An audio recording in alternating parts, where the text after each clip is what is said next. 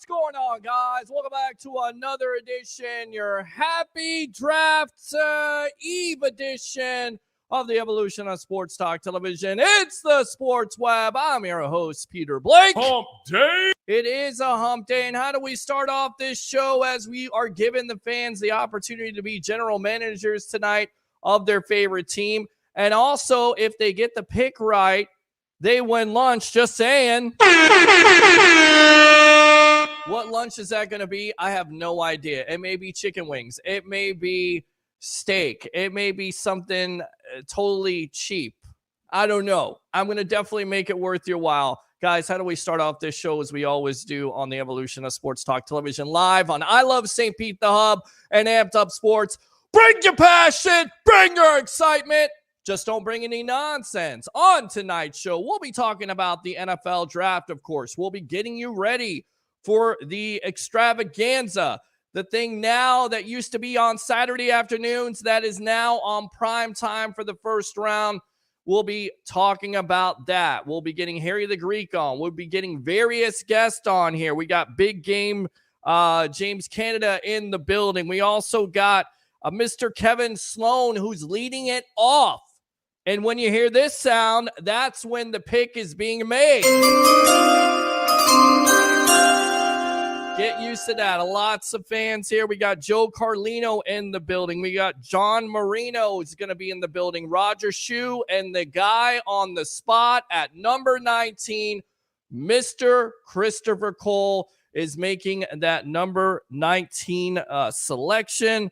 So without further ado, let's go ahead. I think he's ready to go. Are you ready to go there, Mr. Harry the Greek? He's not ready yet.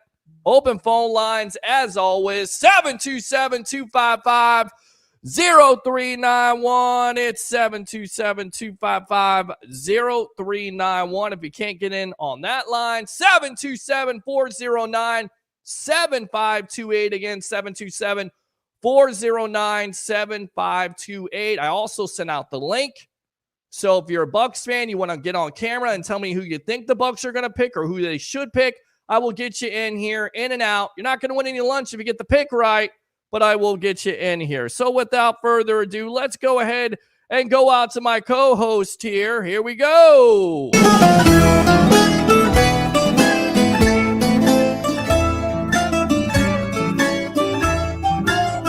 Handicapping extraordinaire of 1252 Sports, Mr. Harry the Greek, on a earlier time tonight at 8 o'clock.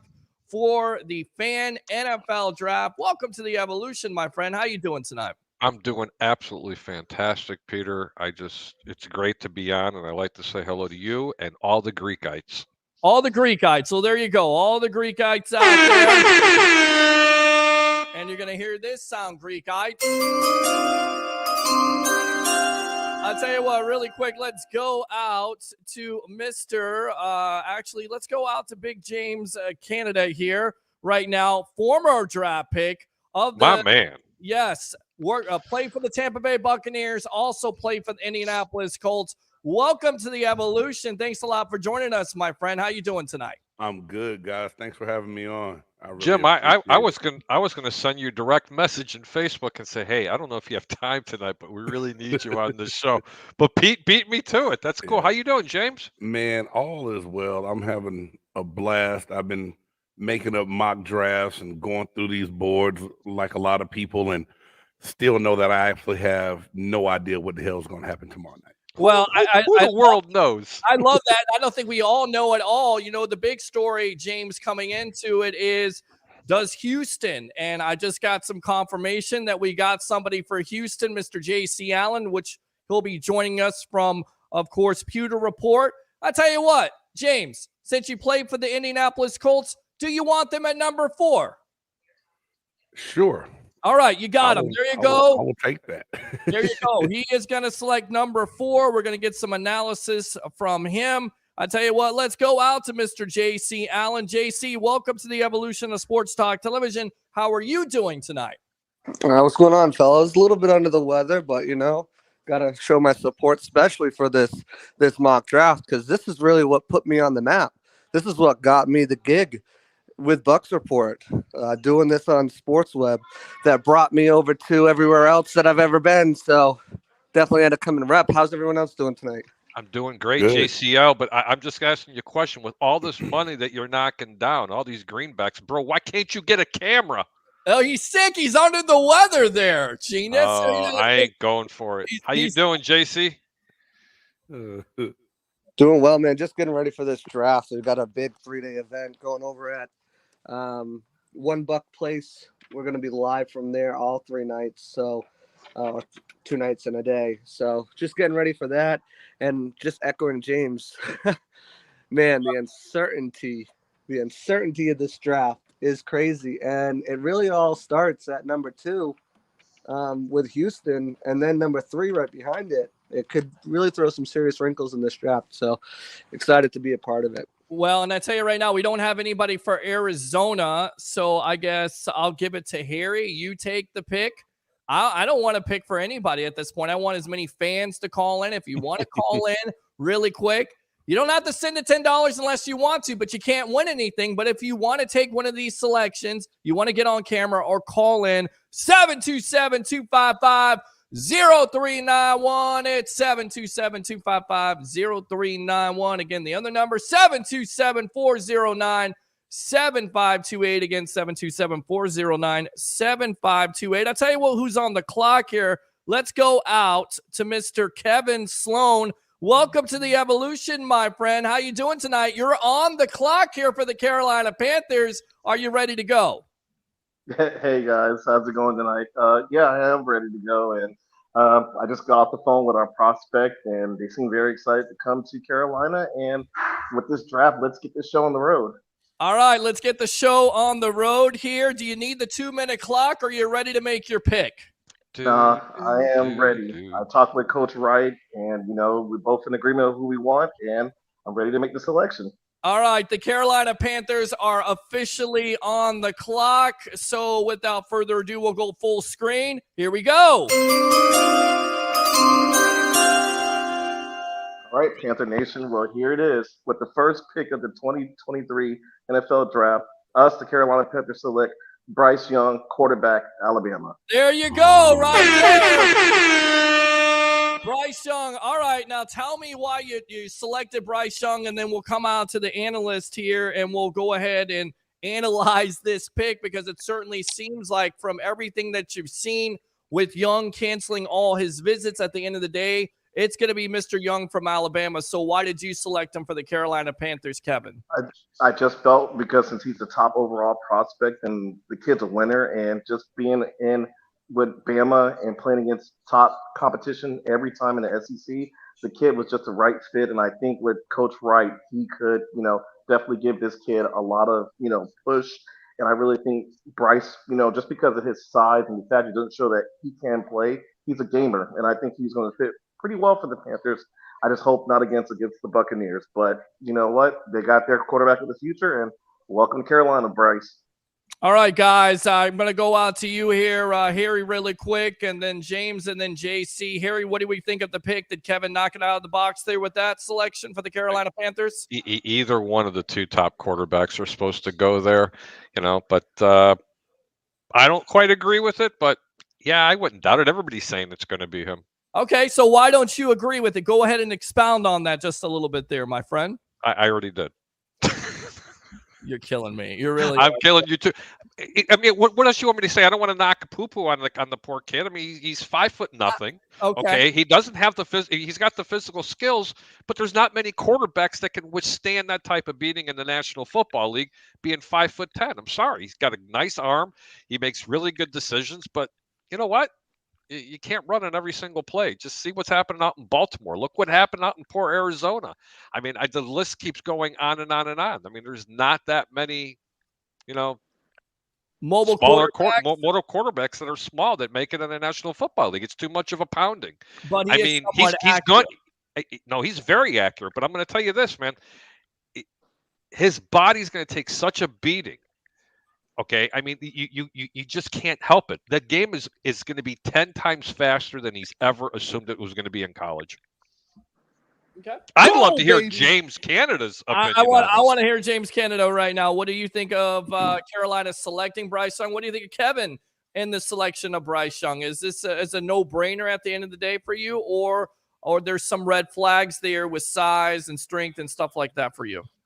I mean, I think it's the popular pick. That's what everyone's talking about on the internet now.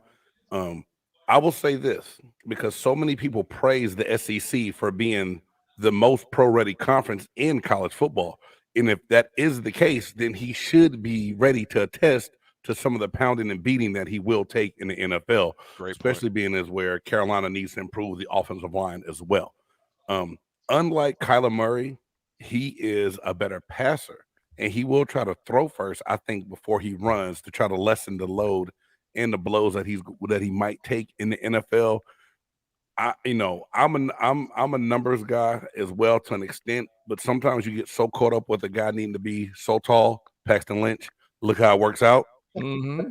So you can't get caught up on height if he has the intangibles of making the read, getting rid of the ball, and not holding it long. Now, if he holds it too long and tries to run a lot, it's going to be short-lived, and then Carolina will be looking for a quarterback again in another 3 years. All right, good points there by Mr. James Canada. JC, what do you think of the pick? Bryce Young to the Carolina Panthers. That's what Kevin is saying. That's what a lot of people, draft pundits out there, are saying. Do you agree? Yeah, look, like Canada said, he's got all the intangibles that you want from a quarterback. Now, does he have the longevity? Maybe not. But if you get 10 years out of Bryce Young and you get 5 Pro Bowls out of him, Pro Bowl level play, all pro level play out of him, which I think he's capable of if they continue to surround him with good talent, I think that's a win. Obviously, you want a quarterback that can play, 10, 15 years and be the cornerstone. And I think he's the guy that can do that. Height is a big disadvantage. They're going to have to, be creative in the ways they protect him. And open up the certain offensive situations and looks to give him to make sure that he's not getting taking those hits on a consistent basis. But I think he's the clear-cut top quarterback in this draft, and if he was even 6'1", there'd be no debate about this at all. None. If he was 6 feet, there'd be no debate about this. So sometimes, again, you can get hung up on intangibles, all the height, weight, traits, physical traits, but he's got all the mental traits. As the Bucs like to say, he checks up from the neck up, and that's what you need the most at that position. So easy, clear-cut choice for me at number 1. I don't think we're going to see anything different tomorrow, and I think he's going to be a very productive quarterback in this league. All right, there you go. Kevin, really quick, I know that you're a big-time Bucs fan here on the Sports Web. You're more than welcome to call back if you like to, or chime in. Again, if you have something to say, you're always welcome here on The Evolution. Who do you want to see the Bucs pick at 19, and who do you think they end up at 19 with? Well, with number 19, I know there's a lot of options, and I know that the lore and everybody in these draft experts saying the Bucs should go after Mr. Robinson out of Texas as a running back prospect. But I think the way the Bucs strategically need to play this out is go for your strengths, go for offensive line depth, get you a guy that can plug in either right tackle or left tackle. If Tristan Wirth is moving to the left and he's practicing for the left, put someone on the right side, right along, for right tackle. But I think that's where we need to build at, is the trenches, for sure. Just like Mr. Big Game James said it, for Bryce to succeed, he needs to definitely need protection. And for the Bucs quarterback, where we're going to be for the future, they need that line depth and that trenches. We agree with that right now, because I know we're going to get to the Bucs for Christopher Cole, but do we agree that that's their biggest need, gentlemen? I'll go with you here. We'll go out to James and then JC. Line, especially right tackle, depending on if they decide to keep Wirfs there. Maybe they go with the left tackle there and a Broderick Jones. Harry, what do you say? Is that the biggest move for them? I think they can go after Broderick Jones, but I'll be honest with you, I'm not a really big fan of them moving Tristan Wirfs from one side to the other. If it ain't broke, don't fix it. Right. Okay. I mean, I understand he played a little left tackle, back in college and everything else, but we're talking about one of the top 5 right tackles in all of football right now. And moving them to the left side is a completely different blocking scheme for the young man. I'm not saying he can't do it, please. And it's going to be easier to find a right tackle than it is a left tackle, but I definitely see them going offensive line. All right, James, what do you say here? Big Game James podcast. You've definitely broken down some of these prospects. What do you say their offensive line the biggest need in your opinion? Yeah, but also the defensive lineman in me comes out and says, depending on who falls to 19, if the right edge is there, you have to get it. I just believe with Shaq being hurt last year, Tristan Wirfs still not coming into his own Tristan Wirfs. Joe Tryon-Shank, y'all just said Tristan Wirfs now stuck in my head. But, that's all right. That's all right. But with JTS still, seeming to try to find a good fit, if the right edge rusher was there, it would make me consider it. But most importantly, most of my mock drafts I've done, it's been offensive lineman there. Broderick Jones out of Georgia, if he's there. If not, Anton Harrison out of Oklahoma. There's a couple guys I think that would fit, and that probably will fall there at 19. But I think we have to think offensive line. All right, JC, you agree? Yeah, I think O-tackle is obviously their biggest need, but at the same time, they did bring Matt Filer in here, who has 2 years of starting experience at right tackle. G.O.A.T is still a second-round pick, played right tackle in college, played him in the last game, was admirable in that position. So if they deem edge rusher as a bigger need and look to maybe take a tackle in the second and third round, I think the value at that position drops off dramatically after you get to Anton Harrison. DeJuan Jones, big guy. He just doesn't fit what the Bucs are going to be running in the system with a wide zone scheme, so I don't really like him. Bergeron most likely kicks into a guard, and he gives me Marshall Newhouse vibes. Turnstile, no thank you. So I think if they don't take a tackle at 19 or move back, or don't rule out a move up for a tackle as well, I don't necessarily know. Maybe edge or Brian Branch or Bijan Robinson or a quarterback if they fall. I don't think they look at any other position. I don't think cornerback, tight end, wide receiver. I don't think any of those guys are on the board. But tackle, Darnell Wright is the dream, I think, because he's a plug-and-play option at right tackle, and he's going to give you, he's going to step in and just be able to go. Tristan Wirfs, I think, can handle left tackle. But, yeah, offensive tackle for sure is definitely the biggest need and the position with the biggest drop-off. I think there's good edge rushers. I think there's good safeties. There's good other positions where you could target in the second, third, and fourth round, what they don't have. But they'll probably grab a fourth-round pick at some point with 6 picks from, the fifth round on. But, yeah, tackle, I think, is the biggest need and the biggest drop-off of any position that they need to draft this season. So, all right. Yeah. Great stuff, as always, Mr. J.C. Allen up. Pewter Report. I tell you what, Kevin, final thoughts here, and we'll get you out of here on that. No, I want to say I appreciate the opportunity and thank you guys for, doing this kind of idea. I think it's kind of fun to have the fans interact and kind of pick for all these teams. And like you said, it's going to be a crapshoot once tomorrow starts and all the madness for the next 3 days. And I'm really excited to see who's going to be on our roster for, the future. And let's see what happens. Well, let's definitely see what happens, and I think he's going to win lunch here, whether it's wings or steak or something, my friend. But I appreciate you stepping up here on the Evolution of Sports Talk Television, my friend, all right? Thank you, guys. Have a great night, guys. All right, good stuff there. Let me go ahead and give him the horn. Love that. Let's go out to one of our other fans here. He's picking for the Atlanta Falcons at number 8. Got to check on him, Mr. Joe Carlino. How are you feeling, my friend? Welcome to the Evolution. Are you ready to go? What's your draft plan here at number 8? Well, first and foremost, I got to say thank you to Peter, to all you guys. It's a great opportunity to be a part of a fan mock draft in a sense. I mean, I wrote a mock draft about a month ago for Blogging Dirty. I just wrote a recent article about Jahmyr Gibbs, or I do not know how to pronounce. I think I just pronounced his name right. I could have pronounced his name wrong. You got it right, Joe. You got it. Thank God. You got it. And listen, we all understand this because we're all on the panel. You look at these names, and at the end of the day, like, your mind is melted. Like, James knows what I'm talking about. He's going through all these shows. When you get to draft day, it's like you know these names by then, or you don't know these names by then. But you're exactly right. Gibbs is somebody that a lot of people are talking about. And I got to throw this out there, the big-time rumor with the Atlanta Falcons, and you would know this all too well, Bijan Robinson at number 8 with the real draft tomorrow night. How would you feel about that, my friend? So when I did my mock a month ago, I was full on defense. I went with Christian Gonzalez out of Oregon because I wanted another quarterback. I wanted another one with A.J. Terrell. But now we have Jeff Okudah in Atlanta. So now we have the best corner from that draft in A.J. Terrell and Jeff Okudah. So, and now with Chase Young potentially be on a contract year. Atlanta could maybe have a shot at 3 of the top defensive players from the 2020 draft in 2024. Who knows?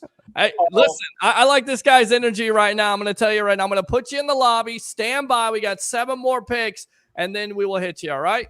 Sounds like a plan. Thank you, guys. All right, there you go right there.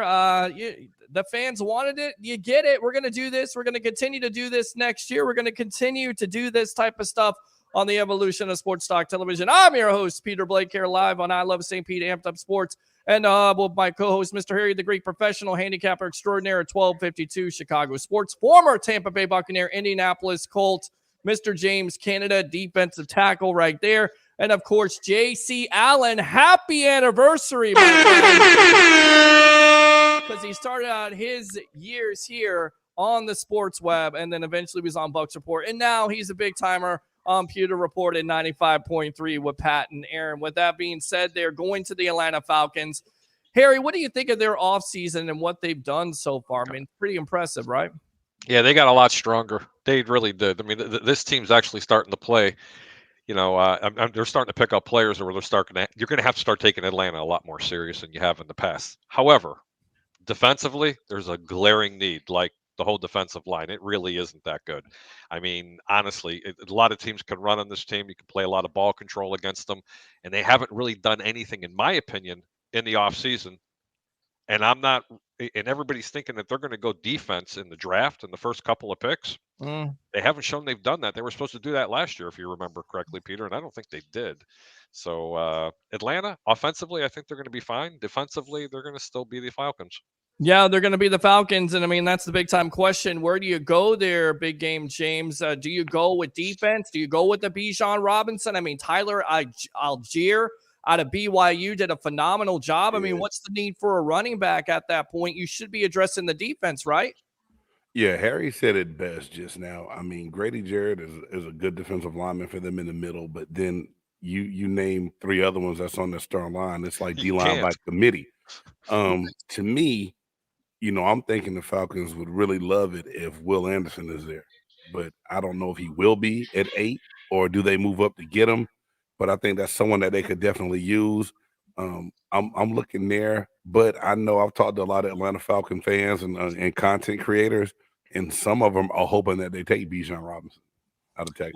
Well, and I think the big-time question here, JC, is who's their quarterback. They're going to go with Desmond Ridder. Went 2-2 for the team last year. I mean, from what you've seen, do you think there's a possibility they could go for a quarterback, or are they all in on Ridder, in your opinion? I think this year is so difficult to predict. You know, maybe if Stroud falls to them, that's a possibility. If they're like, you know, I honestly don't know how to answer that question because there's so many different varying opinions on this draft class, especially the quarterbacks and who's going to go. And, you know, this is the most uncertainty we've had in the draft in a long time. And I think they could go either way. They could go on the defensive side of the ball and get an edge rusher or a cornerback, even bringing in Jeff Okudah. They could go on the offensive line if they wanted to, which I don't think so. But if they see Peter Skoronski as an upgrade at guard, they could take Bijan Robinson, you know, one of the best players in this draft, pound for pound. They could go offense. They could go defense. They could go quarterback. I know they like Ridder. Is he the future? I don't know. Brought in Andy Dalton to back him up. We'll see what happens. Yeah, you're absolutely right. I thought Dalton ended up with Carolina. Taylor Heineke is. Yeah, he did. Taylor Heineke is who they got. Sorry. Yes. So, I mean, and that's where they're going at this point. And if Ridder trips up, then Heineke is shown in this league, boys, that he could definitely start. All right, so I'll tell you what. We'll read the comments, and then we'll get out to Houston's pick here, which will be made by J.C. Allen. Let's go out to KR. Says first to the pick. Absolutely great job. Roger says first is always not so fast, my friend, but we will acknowledge. Acknowledge me. Let's go out to Roger again. I got pick number 9 for the Chicago Bears. Harry, I know you would be interested in that. Lots of talk about Jalen Carter. Who's going to be on the board for this? We shall see. Hey, KR, good to see you. Going to be a fun show. Absolutely nope. Roger, you're not first. He's saying I beat you. There we go. Lots of competitive fire here. I love it. Don't make me ban you. Laugh out loud.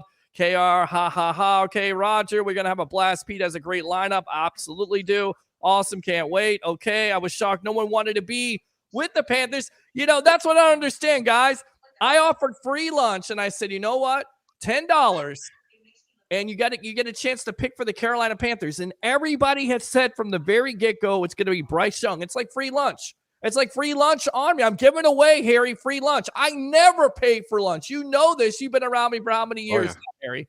Yeah, my wallet even knows that. Shut up and be quiet. This guy sucks. It could be worse. It could be Big James, Big Game James. Could you imagine taking him to lunch? I'll take him to lunch. We'll absolutely have a conversation. I've been trying to cut down.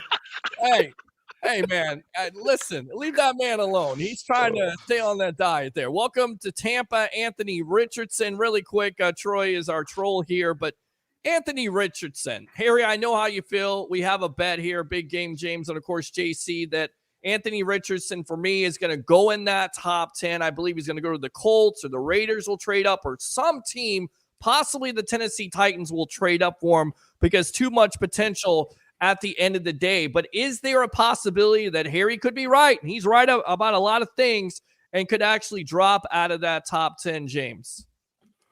I think that everyone got excited about Anthony Richardson late. I don't see him dropping past that. If he does, then I think you were right. A lot of teams will try to make some moves to get him. A workout freak. Again, I love the measurables sometimes, but I'm not blown away by you throwing passes on air with no one rushing you in the backflips you do. That's cool. But I think of that Florida State game and other games I saw Anthony Richardson play, and I'm just thinking he's got to go somewhere where he does not have to play year one. Well, you're absolutely right. And again, the potential is there, but 53% completion percentage, JC. But a lot of people say, you know what? Your buddy there, Josh Allen, came out at 56% completion percentage. We fixed his mechanics. We fixed his footwork. We got him a top wide receiver, and bam, he's one of the top quarterbacks in the league. Do you think that there's some teams out there trying to emulate the Buffalo Bills and Josh Allen himself, JC? I think the Josh Allen comp gets thrown out way too willy-nilly. Okay. But I do like Anthony Richardson as a prospect. Top 10, again, uncertainty. That's the biggest. If you're going to describe this draft in one word, uncertainty is the word you'd use. Media is so far behind on what teams' actual draft boards potentially look like.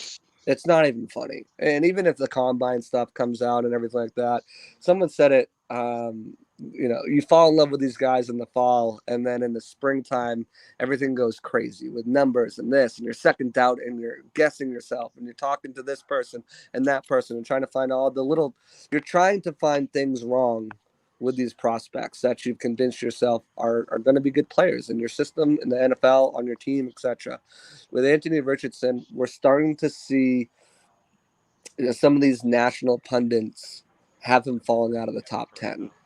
And is that media finally catching up to NFL boards after they've hyped Anthony Richardson up?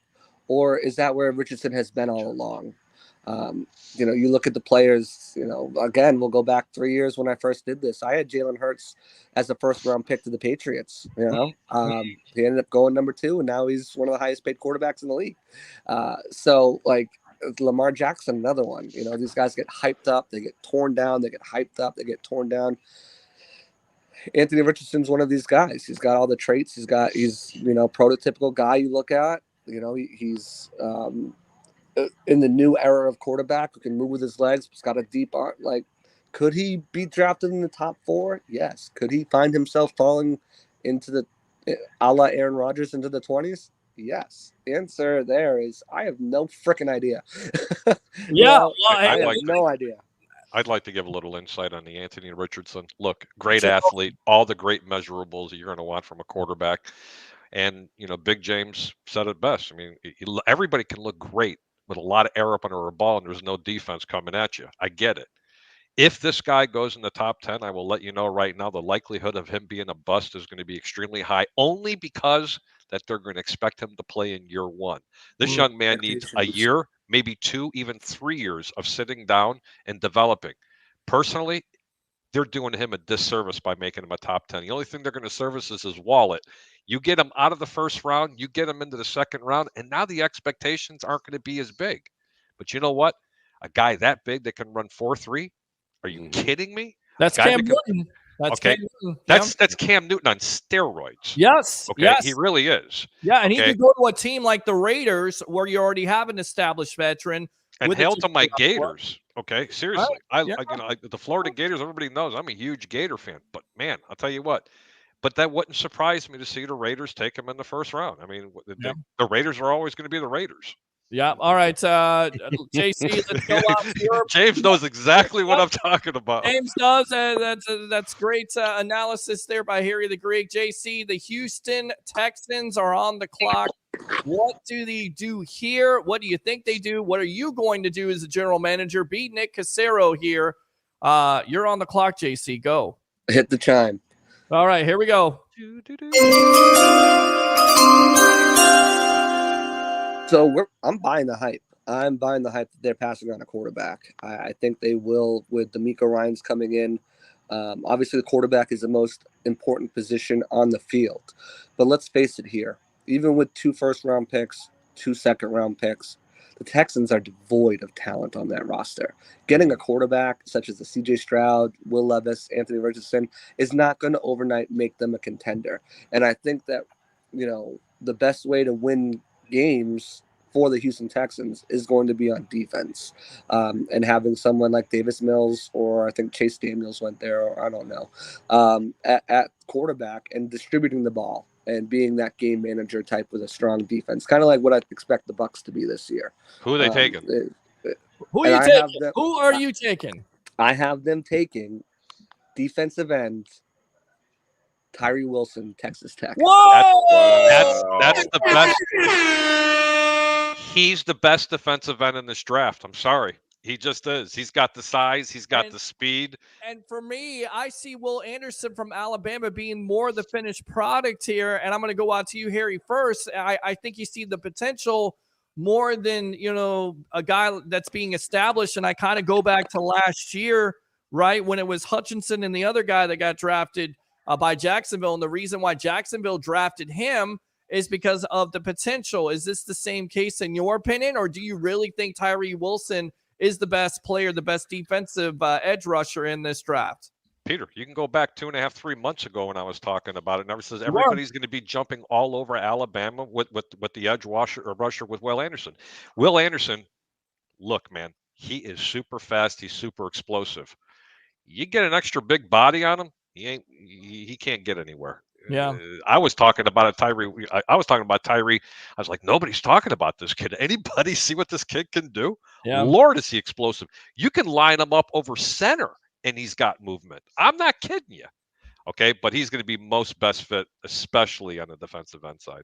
He could play either 4-3 or 3-4. He could play that hybrid. He's that good.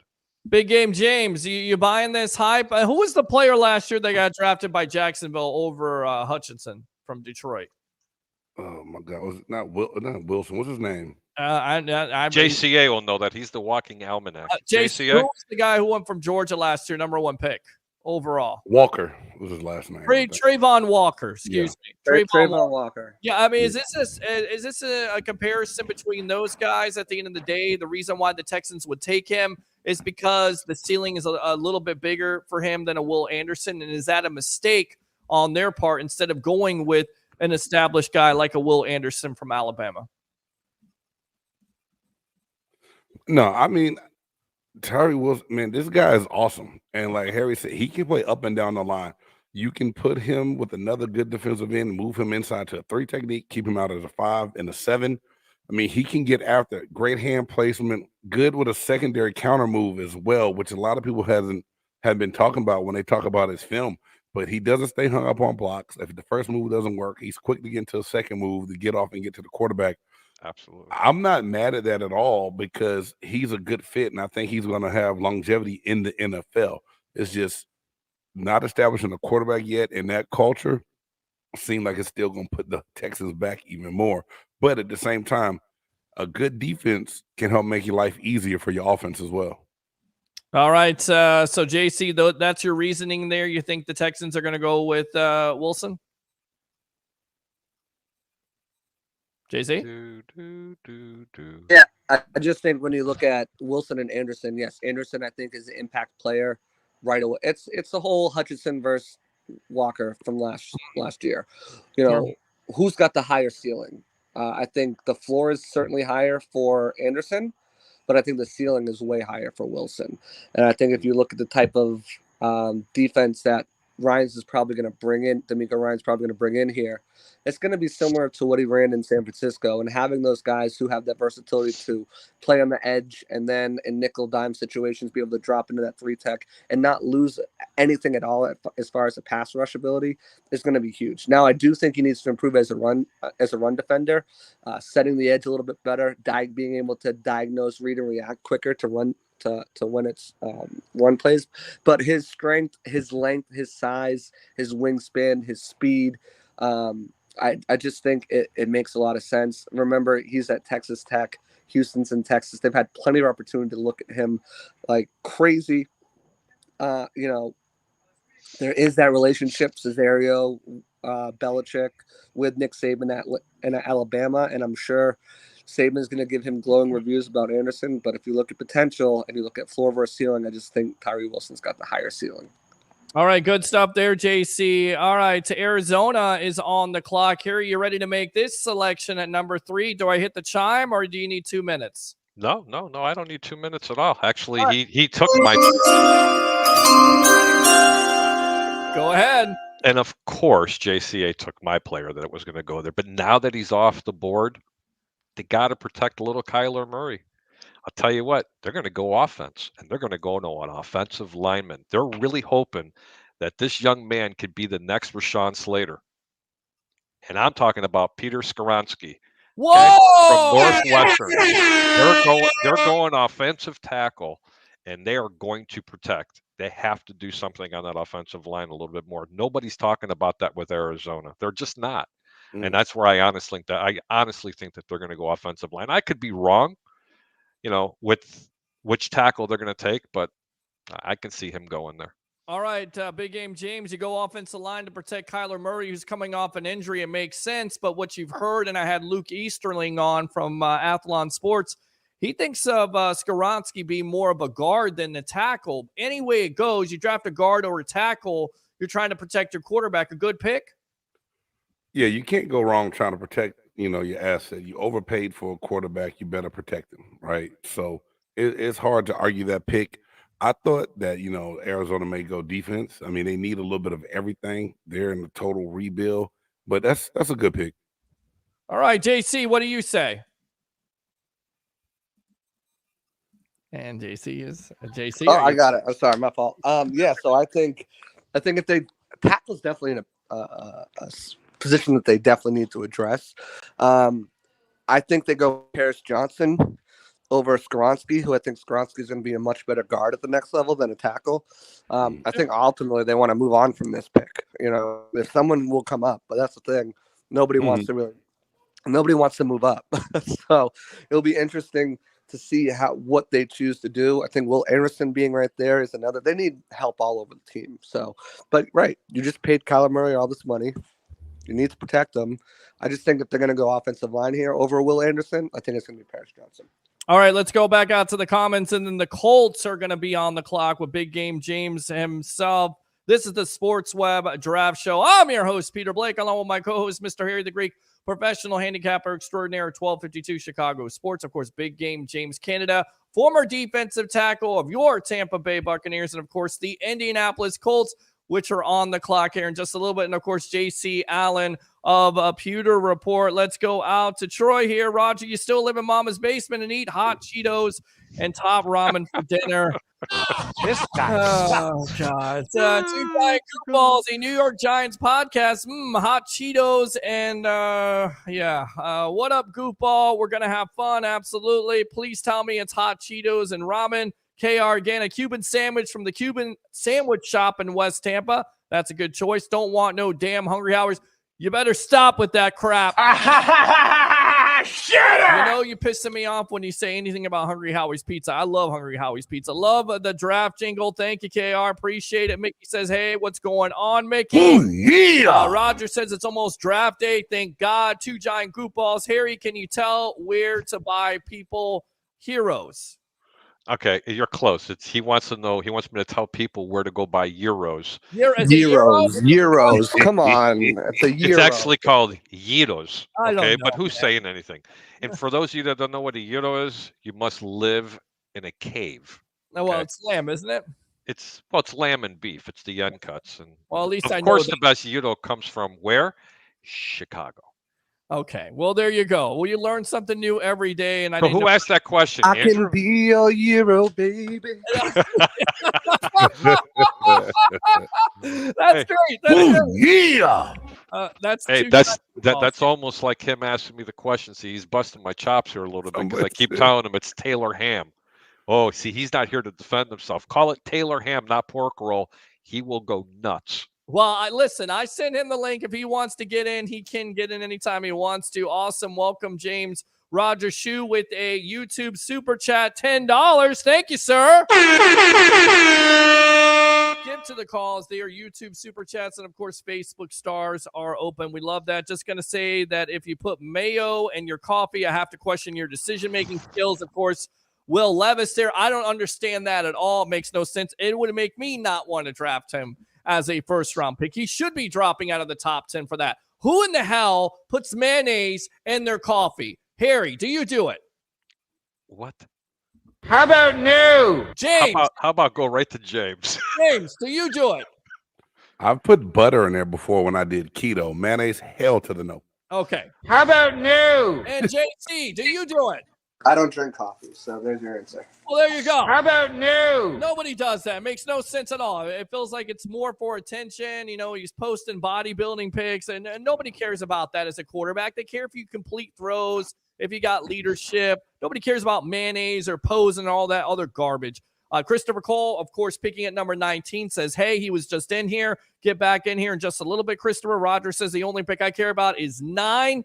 Of course, the guy right now that is sliding, that could be sliding, gentlemen, is C.J. Stroud. We'll get back to that in a moment. Yes, 2 giant group balls. No one is excited to go Carolina unless it's for barbecue. 2 giant again. Expound. Geez, put down the thesaurus. Laugh out loud. Roger says, we all know Pete stole that from Leo. Cole says top 5. He's a top 2 right tackle. Roger Shoe. Troy, what team are you picking for? Pittsburgh. Troy is picking nobody because Troy is a troll. 3 times say that. This guy sucks. If the Bucs drop back from 19, they will definitely grab a 4th. Absolutely. Roger says, Pete, let's do a live watch along tomorrow night. We shall see about that. We're still trying to pick the bar where we're going to go to. Still in the works. So definitely stay tuned here on the Sports Web. Are we going for Hendon Hooker? Let me go ahead and address that really quick. I mean, I like that idea. Over 50 touchdowns, coming off an ACL, 25 years old. Harry, why do you like this Hendon Hooker to 19 for the Bucs? Okay, well, you don't have to make me full screen because I really want to see other people's expressions, except for JCA's because he doesn't have one. Right. Okay, nothing personal, but Hendon Hooker is the best quarterback in this draft, even though he's 25 years old. Did anybody see what he did to Alabama? Anybody see his touchdown ratio, the interception ratio? Anybody see his decision making? If he didn't have a bad ACL, we're not talking Bryce Young. We're talking Hendon Hooker. And if he falls to 19, oh, you better go grab him. Or you better take the call, James, from a team and possibly get a first-round pick and maybe accumulate, Leo word there, some picks here later on in this draft. What do you say about Hooker, James? I like Hooker a lot, and I've done several pieces on my channel saying that Hooker is the quarterback that the Buccaneers should target if we were to get one. He would be in a great situation coming off the ACL where you have Trask and you have Baker Mayfield that can go out and play this year. And he can sit a year. Yeah, let him get healthy. And, you know, every scout and every report that came out about him was they were blown away by his football IQ and what he did on the board at the combine and talking football with these GMs. And he did it in this play up until, you know, the one bad game against South Carolina and then the injury. I'd still take him in a month of Sundays. Well, and I think a lot of people agree with that, JC. And of course, the Bucs, you know this all too well, had a nice little visit with him. Certainly seems like the Bucs are interested in Mr. Hendon Hooker, right?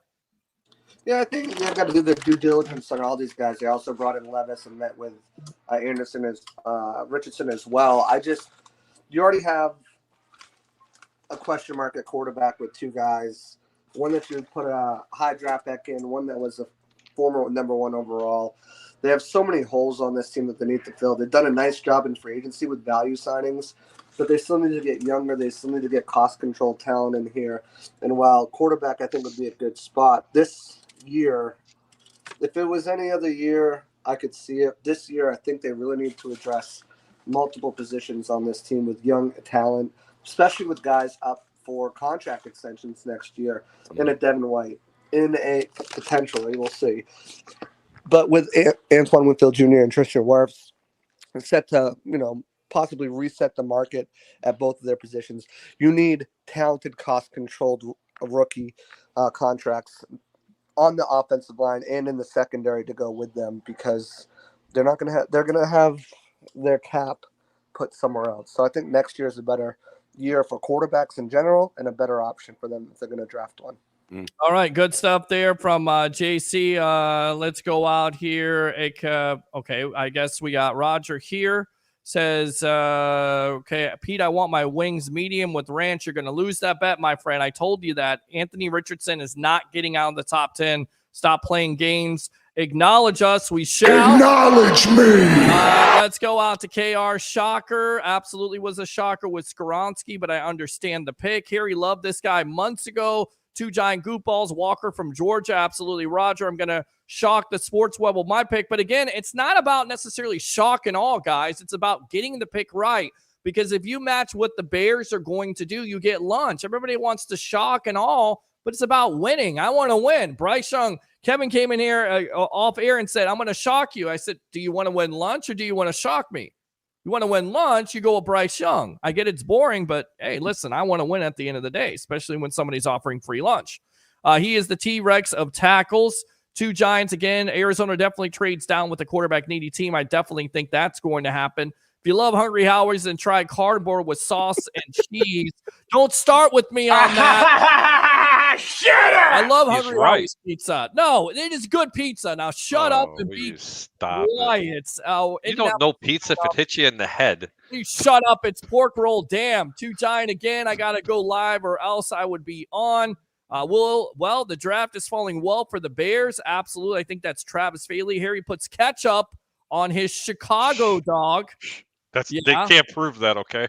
Okay. People in Chicago, don't listen to that, okay? Just don't listen to that at all. Maybe. Okay. All right. Don't listen to that. I don't know. I'm not a Steelers fan. I'm a Bucs hater. Well, great. This guy sucks. Preach it, Harry. Dave says Bucs need to stay away from a quarterback in the first round period. See what you have this year with quarterback draft OL and DL. That's certainly possible, Dave. Good comment as always. Oh, yeah. Troy says NFL draft is fake. All jerseys and hats are already set because of all the players already know where they're going. I'm not going to respond to that. Troy says Leo still uses a car with a steam engine. You said that joke the other night. It doesn't make funny anymore. Shut up! Build the trenches, absolutely, Dave. When No. Leo That one was pretty. That was pretty funny. That was pretty good. Okay, let's see this one. When Leo travels across the states, he still uses the railroad. That's actually good. Flawless victory. Leo would be on with us tonight defending himself, but he's under the weather too, so it must be the same thing you got, Josh. Hopefully not. When Leo sends messages out of town, he still uses telegraphs. Troy, Connecticut makes the best pizza. 2 giant footballs. Nope. Jersey. Ban that idiot. Connecticut makes the best pizza? Right. Off with his head. Shut up! Quit picking on Leo. Nobody wants your bowl of sauce, okay? No one wants your bread bowl of sauce, Harry. Go back to No, hold on. First off, I don't like deep dish pizza, okay? Okay. Let's put that right out there. Chicago's famous not for their deep dish, but for their thin crust. It's extraordinary pizza. A bowl of sauce. You remind me of a bowl of sauce. Stop it. Oh, my gosh. So we got Tampa Bay Ray coming on here in just a little bit. And, of course, there goes the neighborhood. At 19. Who's the best DB in the draft? Let me refer to you because I kind of think, Harry, you know who it is. He's out of Illinois. Is it Mr. Weatherspoon there? You know what? A lot of people are saying that he is. His size is just a little bit of a question for me, but I'll tell you what, I think he would be a real good zone type of corner, almost like in an old Tampa 2 style of defense, even though in those type of defenses, you wanted a more physical, more taller, defensive back. But I don't know. I think his size might create a few issues. I kind of like Joey Porter Jr. Well, and he could go 17 there to the Pittsburgh Steelers. Big Game James, what do you say there? Devin Weatherspoon, is he the best corner in this draft, or is it Christian Gonzalez from Oregon? I think Gonzalez is the best corner. I give Weatherspoon the second best in this draft. I mean, okay. I would take either one of them if we had to have it. That's true. You know what I'm saying? Either one of them. I think both of them are going to be good pros. One plays man a little bit better than the other one. I think, that's what Christian Gonzalez does well. Weatherspoon has a knack for the ball, though. So, I mean, 1, 2, however, tomato, apple, orange, whatever you want. All right, good stuff there. Let me go out to JC there, your cornerback grade there. You like Gonzalez or you like Weatherspoon? Yeah, for me, it's Witherspoon over Gonzalez, but I'll even throw in another name there. I think Brian Branch could be the best defensive back if we're talking defensive back. Yes, I think he's going to be a Pro Bowler pretty quickly into his career. He's just got the ability, and the way they're going to utilize him, as that nickel, as that safety. I like him as a top 3 defensive back. I like Deonte Banks a lot as well. But I think he's probably, the 4th best corner on the board behind Joey Porter with Gonzalez and Witherspoon. And we've heard about Banks, the Bucs liking him out of Maryland, of course. Brian Branch possibly being there. JC, let me ask you this. Do you think he's there at 19, or could he go sooner than that with him being able to play multiple spots, not only nickel corner, play on the outside? I mean, he can do so many things, possibly even safety. I mean, where do you see Mr. Branch going? Yeah, I think he's definitely a possibility at 19. I think he's a possibility of the Redskins as well. Potentially even the Patriots at 14. They did lose Devin McCourty. I know they have a deep safety group there with Duggar and with Peppers they brought back and some other guys in that defensive backfield. But no, I think Branch has one of these wide circumstances of outcomes where he could go right outside that top 10, that 14 mark, he could go in the mid-20s. He could go even as early as the early 30s as well in that second round. So I think he's just got such this big range of possibilities. I think he's a first-round talent. I think he's a first-round player. But I do think that, other teams – this draft is so crazy.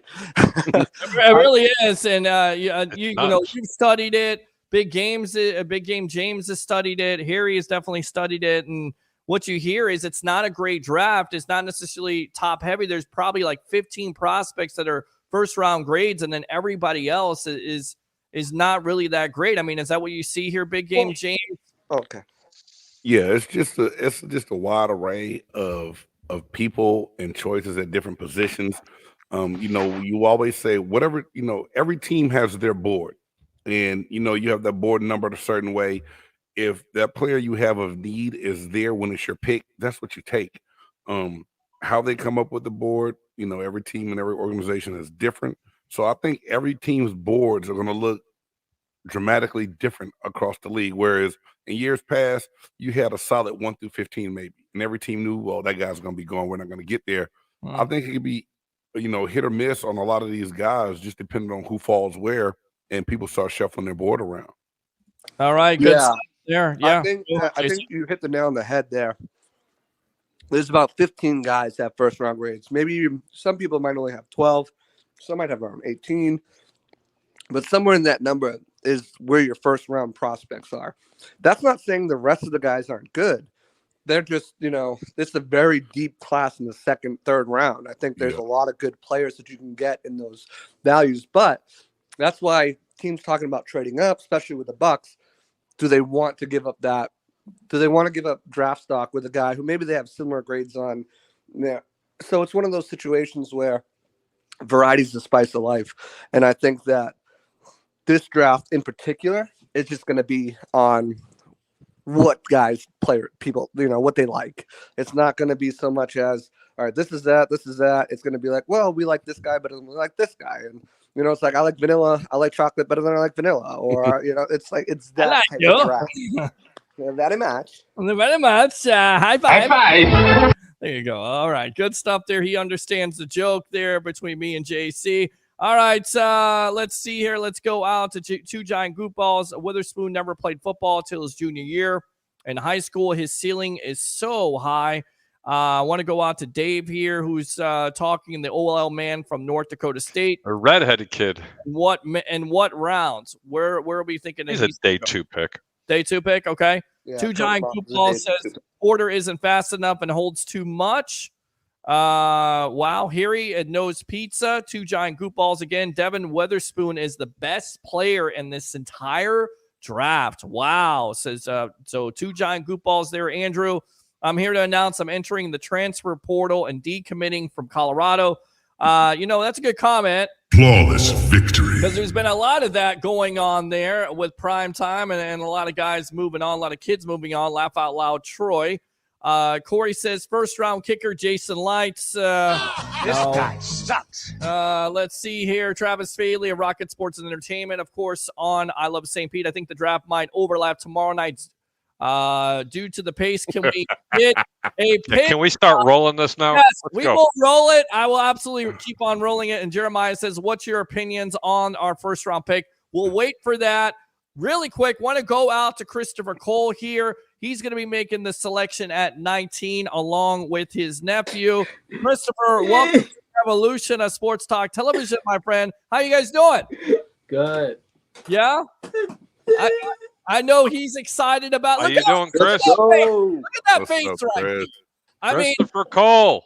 how could I not give it to somebody besides Christopher Cole, who's been with me the whole time here? So we'll come back to you guys in just a moment. Love that guy, love that kid, because he definitely supports the evolution of Sports Talk Television. All right, Big Game James. Indianapolis is on the clock. You would know all too well, playing for them, and of course Tony Dungy. Do you need the chime? Do you need some minutes here to think about this? Who you going with, Big Game James? No, we're going to keep this thing rolling. All right, here we go. Let me get the chime. And with the 4th pick in this year's NFL draft, the Indianapolis Colts go C.J. Stroud, quarterback from the Ohio State University. That is Should have been pick number 1, but I that's agree. okay. I agree on that. Big Game James, why did you take C.J. Stroud? And is there a possibility that the Colts could be in this position tomorrow night where you get a chance to get Stroud at number 4? Yeah, I mean, with all the talk of the Texans now maybe going defense and not taking a quarterback with the number 2 pick, I think it would make the Colts excited to where they might even swap with Arizona to make sure, if they're, what I'm saying, they're not in the quarterback market to try to get him. They have Gardner Minshew, who I believe, is going to be the starter coming out of training camp, going into the, week 1. But C.J. Stroud is a big quarterback, tall quarterback. I think he can come in and play. It won't be pressure right off the bat. But if Minshew's not doing what he needs to do, you have a guy with with a lot of talent, I think, that can come in and perform. Now, I don't want him not to play right away because the Colts need some of everything. They need to build up the offensive line. They do have a running game that can help alleviate some of the pressures of being an NFL quarterback. But I just think that it's a good pick right there for them. And if he's there, that's who I think they get, because I honestly thought, that he should be quarterback number 1 also, just like Harry. Yeah, and I think here the proof is in the pudding, right? I mean, it's about the best competition, the SEC. You do what you did against Georgia. I don't care about an S2 test. I think it's nonsense. I think there's a lot of people out there, a lot of general managers and owners playing games to lower this kid's stock, and he could possibly be the best quarterback in this draft. He definitely has all the measurables, right? Yeah, without question, and just piggybacking on the Indianapolis Colts, if everybody remembers correctly, before the season started last year, when they got Matty Ice, I says, you know what, this is exactly what this team was looking for. They got a great defensive line. They know how to get back after the quarterback. They got two really good safeties. Their corners cover really well, and they get a good pass rush led by Mr. DeForest Buckner himself. That guy's an absolute beast. And then I said, wow, with that running game and the wide receivers, and now you bring in Matty Ice, this team's going to be like the sleeper team in the AFC. Boy, was I wrong. I mean, and I had to kind of choke that when I said that. Oh, yeah. but I don't think they're that far off. I just don't. Honestly, I don't. I think their defense is still solid as long as they keep DeForest Buckner, because there was rumors before the Bears traded to go back to number 9 with the pick. They were actually going to be number 4 and trade with Indianapolis. Everything came out of Chicago with that. And DeForest Buckner was the only chip that they were looking for, and they were willing to take less as far as draft picks as long as they got Buckner. Update on the Rays game, because I know that's going on right now. They lose to the Houston Astros 1-0. So now the Rays are 20-5. JC, let me come back out to you. CJ Stroud, what are your feelings on it? And what do you think about that pick by Big Game James for the Indianapolis Colts? I mean, could that be the rookie of the year? Could he be the answer to their quarterback troubles? Or do you think it's still Gardner Minshew there with Shane Steichen as the new coach and what he did with Jalen Hurts last year? No, I think this is best case scenario for the Colts. I mean, sitting there at 4, you probably wanted either Bryce Young or CJ Stroud. You tried to move up, didn't work, and you have one of the top prospects laying in your lap. Indianapolis isn't too far from Ohio State either, so I expect that to definitely tick up with maybe some of those ticket sales, some of those jersey sales. So I think monetarily wise, relevancy wise, quarterback wise, they made a great pick. I don't buy all this CJ Stroud with the S2 scores and everything like that. You turn on the tape and see what he can do, and he's quite impressive with his ability to diagnose plays and get the ball out quickly. And I think again, this is the time that everyone overthinks stuff. And Stroud going number 4 to Indianapolis, I think is a good pick. All right, good stuff there. Let's go on to number 5. We were supposed to have the great John Marino, but he is working right now, so he gave me the selection. So let me go full screen here. At number 5, the Seattle Seahawks select. I'm about to break your heart, Roger Shue. You should have been nice to me. Jalen Carter out of Georgia. There you go. That's my pick, and the reason why is he could be the number 1 player in this draft, if not for all the off-the-field stuff. Also showing up to the combine and his personal workout out of shape at the end of the day. We need to build that line. We need to get after San Francisco and the Rams and Arizona. And I tell you right now, Carter, even though he takes off some plays, the potential is too much to pass up on. That's why I take him for the Seattle Seahawks. That's why John takes him. Harry, your thoughts on Jalen Carter going to the Seattle Seahawks? Best defensive lineman in the draft. I mean, that guy's a real disruptor right up the middle. I don't care what kind of off-the-field issues. He made a mistake. Leave it alone. Stop persecuting this young man. He's blessed. He's got all the talents in the world, and I think he's going to be a hell of a player in the National Football League. All right, Big Game James, what do you say here? Jalen Carter at number 5.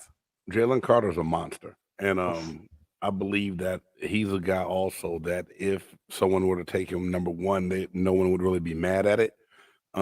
Good fit, and I think that he's going to do well. And Seattle has not bolstered that defense in a really long time, so it's definitely a pick of need, and I think that he helps get that defense turned around. JC, what do you say there? Jalen Carter for the Seattle Seahawks. Good pick. Listen, Jalen, he's the best player in this draft by far. Wow. Probably right behind him, you're looking at Bijan Robinson. But he's definitely the best player in this draft.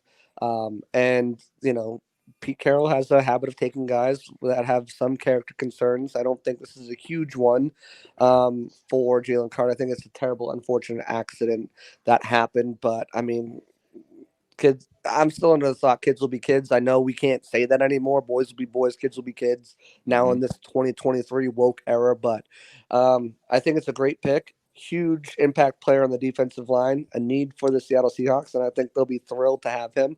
And I think this is the most likely outcome that happens tomorrow night as well. I think it is too, and a lot of people are talking about Philadelphia trying to get up from number 10 to get Jalen Carter in case he falls past Seattle, and this could be the reason why. I see people saying Bijan Robinson, but I think Philly at the end of the day, they want to build within the trenches, either getting one of those big offensive linemen or getting that defense better, especially with all the sacks they had last year. They have to get younger there with Fletcher Cox. You do that with Jalen Carter. Yes, absolutely. So who is up next here? We got the Detroit Lions. Who wants to take this pick? I'll take Detroit. All right, Detroit. Well, I'd like to weigh in on this too, though, before you make the decision. All right, go ahead and weigh in on it really quick, and then we'll go ahead and go out to the pick. Go ahead, JC. So I think this is a situation where Detroit's looking at this, and wow, Will Anderson's still on the board at pick 6. To pair him with Aiden Hutchinson would be monstrous. But they did have Houston really come on last season as well as a pass rusher, and I don't think it's necessarily as big as the need as cornerback. So if it were me making this pick, I think Will Anderson's hard to pass up, but I think Devin Witherspoon would be the pick for me here. But go ahead, Harry, make your selection. All right, Harry, you need the chime? Yeah. Oh, we go. As usual, JCA took the words right out of my mouth. Will Anderson still on the board? How can you not pair him up with Aiden Hutchinson? Are you kidding me? Wow. Absolutely. Will Anderson. All right, there you go. So Will Anderson, the pick, big game. James, what do you think about this? Because a lot of people thought he was the best defensive player in this draft, highly productive. It's got an attitude about him. I saw him pick up some, unsportsmanlike penalties, but overall, he'll knock your teeth out, right? Yeah, that makes those bookends in Detroit pretty scary now, I think. And I think Will Anderson will be ready to come in and play immediately in the NFL. So him and Aiden Hutchinson on the other side, with the way they believe in Dan Campbell, man, he's doing a lot better job than I ever gave him credit for, or thought I would give him credit for. And I was cracking up laughing at this press conference. But to watch the way they played for him this year, I think this just adds that another some more toughness that this team has embodied from their coach. Okay, I got a question for James. Mm-hmm. Yeah, go ahead, Harry. The team that does actually take Will Anderson, is this the type of player? I mean, I know he can get after the quarterback, but when you run against a real run-heavy type of team, is he going to be all that effective, especially teams that actually still have a fullback and you put a guard on him and really go after him and just really knock him down? I mean, is he going to be solid enough in the run game? Well, that's in your opinion. Well, that's where your play calling, your scheme come into play. Is he a guy that you're going to have to run on some go techniques and some gap techniques to get him from, outside to inside with linebacker help, scraping over the top? You may have to do those things because we know a lot of teams, the way they try to attack a pass rusher is, like you just said, loading up and running at them and run. You know what I'm saying? So I think a lot of it's going to depend on how you call it. Is he going to be able to pass rush an entire game? No, he's going to have to play the run as well.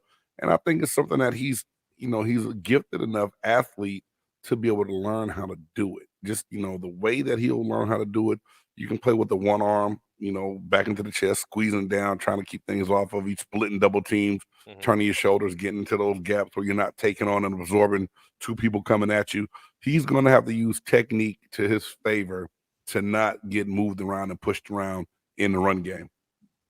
Yeah, you're absolutely right about that. And I think that's where you go with the Lions, and they definitely need to improve the defense. And you could go either with a Witherspoon because you got rid of a Jeff Okudah, who was the 3rd overall pick. But do you try that again? I'm not necessarily sure. I think, most of the defense, most of the time is predicated on the pass rush. That's where you go. You get Anderson and Hutchinson at that point, 2 building blocks. We'll see if that happens on Thursday night.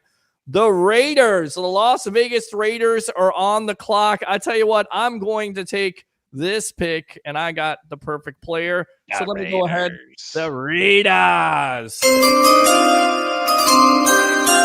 Please don't tell me Sebastian Janikowski, okay?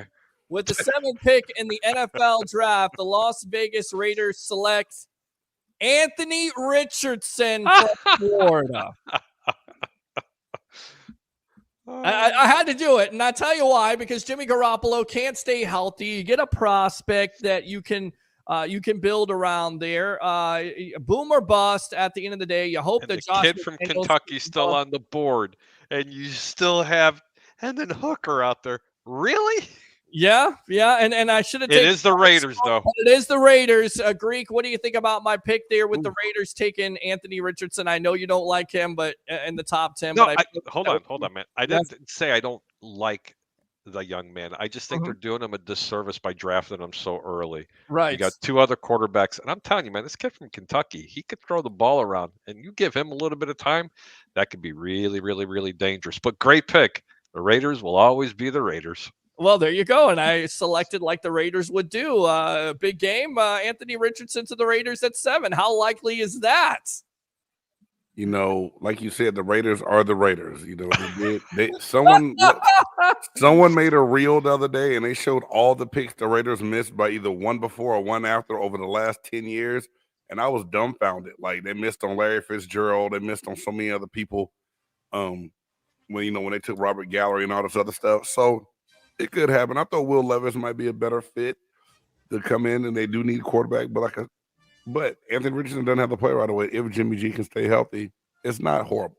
All right. I'll tell you what, we'll come back out to you, JC, in a moment. Let's go out to the phone lines. Tampa Bay, Ray Kennedy, best of the Bay. Welcome to the Sports Web, your fan draft show. What do you have to say about Anthony Richardson to the Raiders at number 7? You guys called it last night. We were talking about it, but I got to talk about the fact that I just popped into Facebook and all of a sudden I am slapped in the face with a murderer's row of talent we have tonight with J.C. Allen. We have James Canada, you, Harry the Greek. I'm like, what's going on? But Richardson, okay, to Vegas. You guys are kind of talking about it. What's been the other surprise that we've seen? Anything in the first round? Was it? I really don't know, brother. Was it? It was obviously. Well, I think it was Harry's pick, and I understand it. But Peter Skoronsky, it was more known as a guard at 3. That's dropped some players down here. Stroud went 4 to the Indianapolis Colts. That's certainly a possibility. I think the Cardinals could trade out of that. Jalen Carter to Seattle there. You have Will Anderson lasting all the way to number 6 for the Lions. You got Devin Weatherspoon still on the board. You also got Christian Gonzalez on the board. We got our fan in there, Joe Carlino, who's just, licking his chops right now because he's got an opportunity to get one of the top corners out there or go with the Bijan Robinson. So it's been pretty interesting to say the least. Bijan's still on the board, but yeah, but brother, I'm serious. Who was number 1 overall? Oh, it's Bryce Young. Bryce Young. Okay. And look, Kevin knew that he was going to win lunch, and I think that's going to be the pick overall tomorrow night. I would be completely shocked if Bryce Young was not the number 1 overall pick. Completely. I would be shocked because he canceled all his visits at the end of the day. Like, hold my phone calls. I've been told I'm going to be the number 1 pick overall. Well, what was the whole Josh McCown telling Stroud at the pro day? Well, and I mean, you're just bantering, but we're going to build a facility or basketball court. We're going to train with you. And it almost sounded, I mean, they own the number 1 overall pick. They own the screen, smoke. So, and they may still trade out. I always said they could have traded up with Chicago to get into this pick, find someone hugely desperate, and then all of a sudden Frank Reich is trading that back for some magnificent, like a Jimmy Johnson draft day trade for draft capital, and all of a sudden now the Buccaneers got to worry about that or an already approving Panthers team in the South. So, whatever.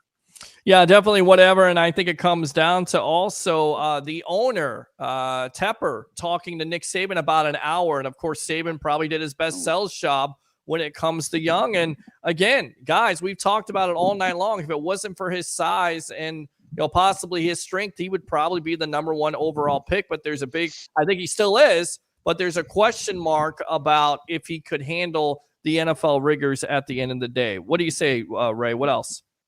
No, I want to ask James Canada or J.C. Allen. You read the SI article on him, and his father, Bryce Young. His father talks about he's 6 months of old, and he dropped a little football. It was a little, full football, a little fluffy football, and drop it around him. He's looking at him, and 8 months old. He says all of a sudden Bryce reaches up and grabs it. I mean, part of the legend that is with Bryce Young. I'm looking forward to this guy, James. I'm sorry, go James. That's what I was asking you about. What do you think about that?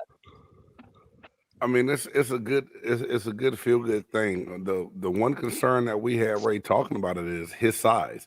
Is he going to go somewhere where they're going to be able to roll him out and keep him upright to throw the ball and not take on those big hits? He is accurate. He doesn't hold the ball long, which will help him. But it's just some things where you have some question marks. But I believe every player leaves you with question marks in this year's draft, as JC said earlier. Yeah. No, I tell you, go ahead, Ray. I'm sorry. I'm going to leave you guys with this thought because you got a great show going. Well, go to get in, jump in here. You got Brother, the link. Get in here. I was going to my spot, and there's another dog, and Ruth's fighting, so I'm trying to find one. But let me ask you guys, all 4 of you on the panel, or 3 of you on the panel, go around the horn real quick. Forget about if they could draft back and get capital, the Panthers. Would you take a rookie Bryce Young, or if you had a shot to bring in a Trey Lance, would you go with that guy as your franchise quarterback? I'm not. Yeah, I love Trey Lance, but again, you trade up for a reason. I think you go with Bryce Young. If that's your guy, that's your guy. At the end of the day, you traded DJ Moore for him. You're still going to have to get him a weapon. You're still going to have to go through growing pains. I love Trey Lance. I love to see him in a Bucs uniform. I think I don't know if San Francisco would trade him. If they're going to trade him, you trade him for a 3rd-round pick, and you're talking about 3rd overall pick for a 3rd-round pick. And what the 49ers had to basically trade for him, like 3 first-round picks, and then already want to get rid of them. I don't know. The turnabout, Peter. San Francisco picked him, if I do remember correctly. Even JCA remembers this. Yep. The 49ers are getting Mac Jones, and I went 0 chance. Matter of fact, JC and I were sitting next to each other going, nah, he ain't going there. Well, and that's the thing, though. Mac Jones performed well, and at least he's been on the field. And Travis Faley here at Rocket Sports and Entertainment, I see you there, Travis. How can Pete say he loves Trey Lance? How many snaps he actually watched Trey Lance take? Well, it's a lot better than, Kyle Trask, and he also has a lot more athleticism. Bite your tongue. Shenanigans. I was talking about Frank Reich and the Carolina Panthers and their franchise quarterback. Kyle Trask, we trust, and it's going to be a great competition. Just shut up and be quiet. Shut up! Roger? Where's Roger at? Oh, geez. We don't need the green. Where's Roger at? That's all I'm going to say. I'll tell you what. Let's go out. I'm going to see if Ralph Williams wants to get on here. Ralph Williams, what do you think about Trey Lance and Bryce Young here? Ray, thanks a lot. Ralph. Appreciate you, buddy. All right. Hey, how you doing, Harry? Guys, how's everything? Everything's great. What do you think about Trey Lance and, of course, the other quarterback that we mentioned, Bryce Young? How you doing, Ralph? I think Trey Lance, I don't know about him starting. I just don't know what they're going to do down there in San Francisco. Bryce Young, I think it's a good quarterback. I just read a mock draft here. They have him going in the 1st round, or number 1 pick overall. All right. Yeah, well, I think that's the winner there, and I think Kevin might be on to lunch. All right, Ralph, we will go ahead and get you out of. We'll come back to you in a moment. You ask and you shall receive. You wanted nonsense? You wanted shenanigans? Now James is going to get a kick out of this. James, just all right. Understand what's getting ready to happen here. Acknowledge me. Welcome to the evolution of Sports Talk Television. By the way, I crushed your dream, and I wanted to do that forever now. So there you go. Hello? Yeah, you're here. Who is this? All right. This is Roger Shue. Wait, we skipped Atlanta. Oh no, we haven't gone. We haven't gone to Atlanta yet. Atlanta's coming up right now. But Roger, okay. Roger, I know you want to do your pick in a little bit, but Harry asked him to call in because he wanted some nonsense from Roger. Oh, I thought it was on the clock. No, you're not on the clock. Oh, all right. I'll call back. Oh yeah, call back. There you go. Go back to praying, okay? Yeah, shut up and be quiet. All right, let's see. Shenanigans. Again, I like his potential. I think he's got lots of potential at the end of the day. And you get him for a 3rd-round pick, a 3rd overall pick, I'm taking that all day long. Troy says we live in a new universe where Alabama and Ohio State quarterbacks are succeeding in the National Football League. Absolutely. All right, let's go out to our fan analyst here, Mr. Joe Carlino. Welcome to the evolution of Sports Talk Television as your Atlanta Falcons are on the clock. Do you need some time here, or do you need the draft time? I think I'm going to take a little bit of time here because ring. What you got? With a trade? What is there trade? Ring. Well, Josh, you're doing a trade. What's going on?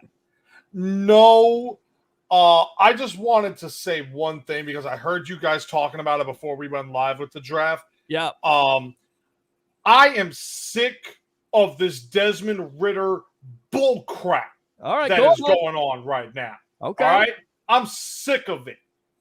All you guys, all last year, not you guys specifically, but all these talking heads on the media, they all said, oh my God, this is a great young man, great quarterback, good arm talent. Some had him number 2 quarterback. Some had him number 1 quarterback. Some said Atlanta stole him in the 3rd round. Some said A+, A-, B+.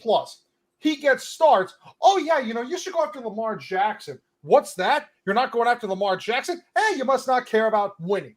I cannot wait for him to shut this league up.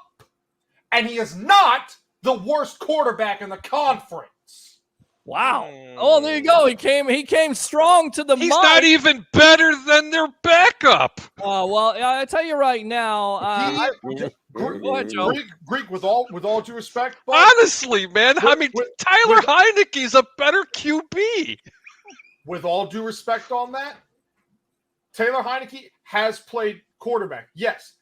But how in the absolute hell are you going to tell me that Sam Howell is better than Desmond Ridder? That Jordan Love is better than Desmond Ridder?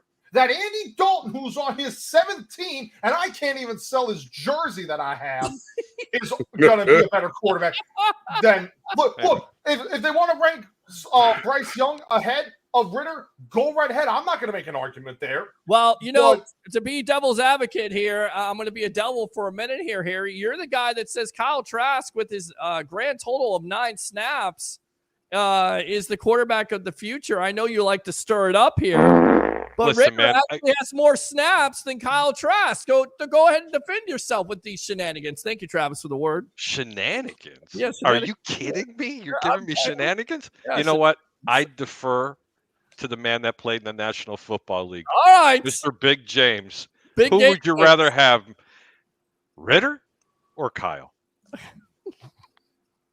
Can I defer to Tom Brady? Oh! I'm joking. I really want to see what Kyle Trask can do. I mean, so do I. Being a 2nd-round draft pick, yet Tom Brady comes in, you never have a chance to touch the field, nor should you play over him. We understand that. But he had to be a 2nd-round draft pick for a reason. So that being the case, I believe we need to see what Kyle Trask can do. So I'm not ruling him out. Desmond Ridder, whatever he does up in Atlanta, as long as he doesn't beat us when we play, I don't care what happens with Desmond Ridder. He's going to be Dan Marino in the South. But it's one of those things to where you get a quarterback late, you have a nice grade on him, you get him in the 3rd round, so you feel like he feels a need and he's going to be our quarterback of the future. What that's going to be, I don't know. How they're going to play around it, I don't know. Like you said, the Falcons have made a lot of moves, but yet they still need to address the defense. But I think they try to get better on the offensive side of the ball. We shall see. I'll tell you what, I do like the skill set from Ridder. He can actually play the position. He's going to be a really good quarterback in the National Football League. However, with that being said, it's just going to take some time. And you know what? I don't care what kind of quarterback that you have. You got to build that defense first, man, because you got to be able to run the football and play defense in the National Football League to win. That's priority number 1, especially with a young quarterback. That's it. Well, and I will say this, and Joe, this will probably piss you off, so I'm going to come full screen because I want to piss you off because I like your enthusiasm and energy here. We say 3 things: bring your passion, bring your excitement, just don't bring any nonsense.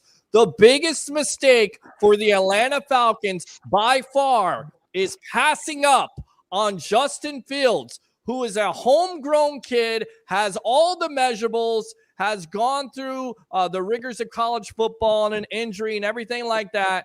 And instead, you draft Kyle Pitts. Joe, respond.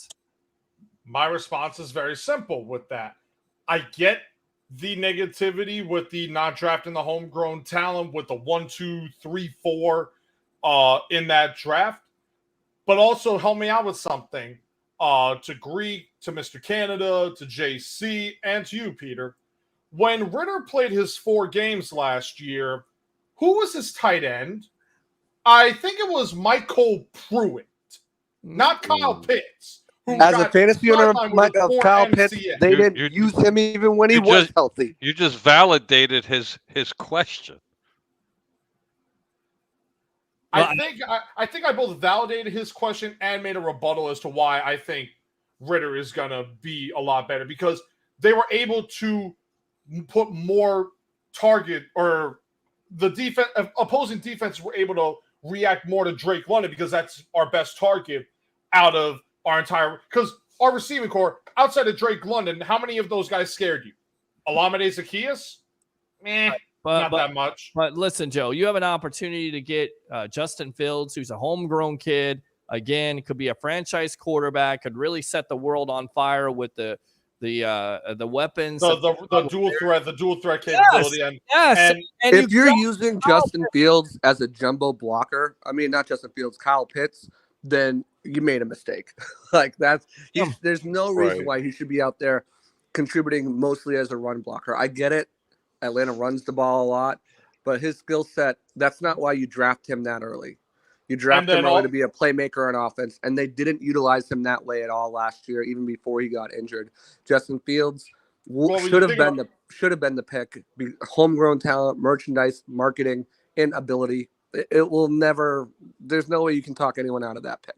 So I will have 2 points on that. One is sort of valid based on statistics, JC.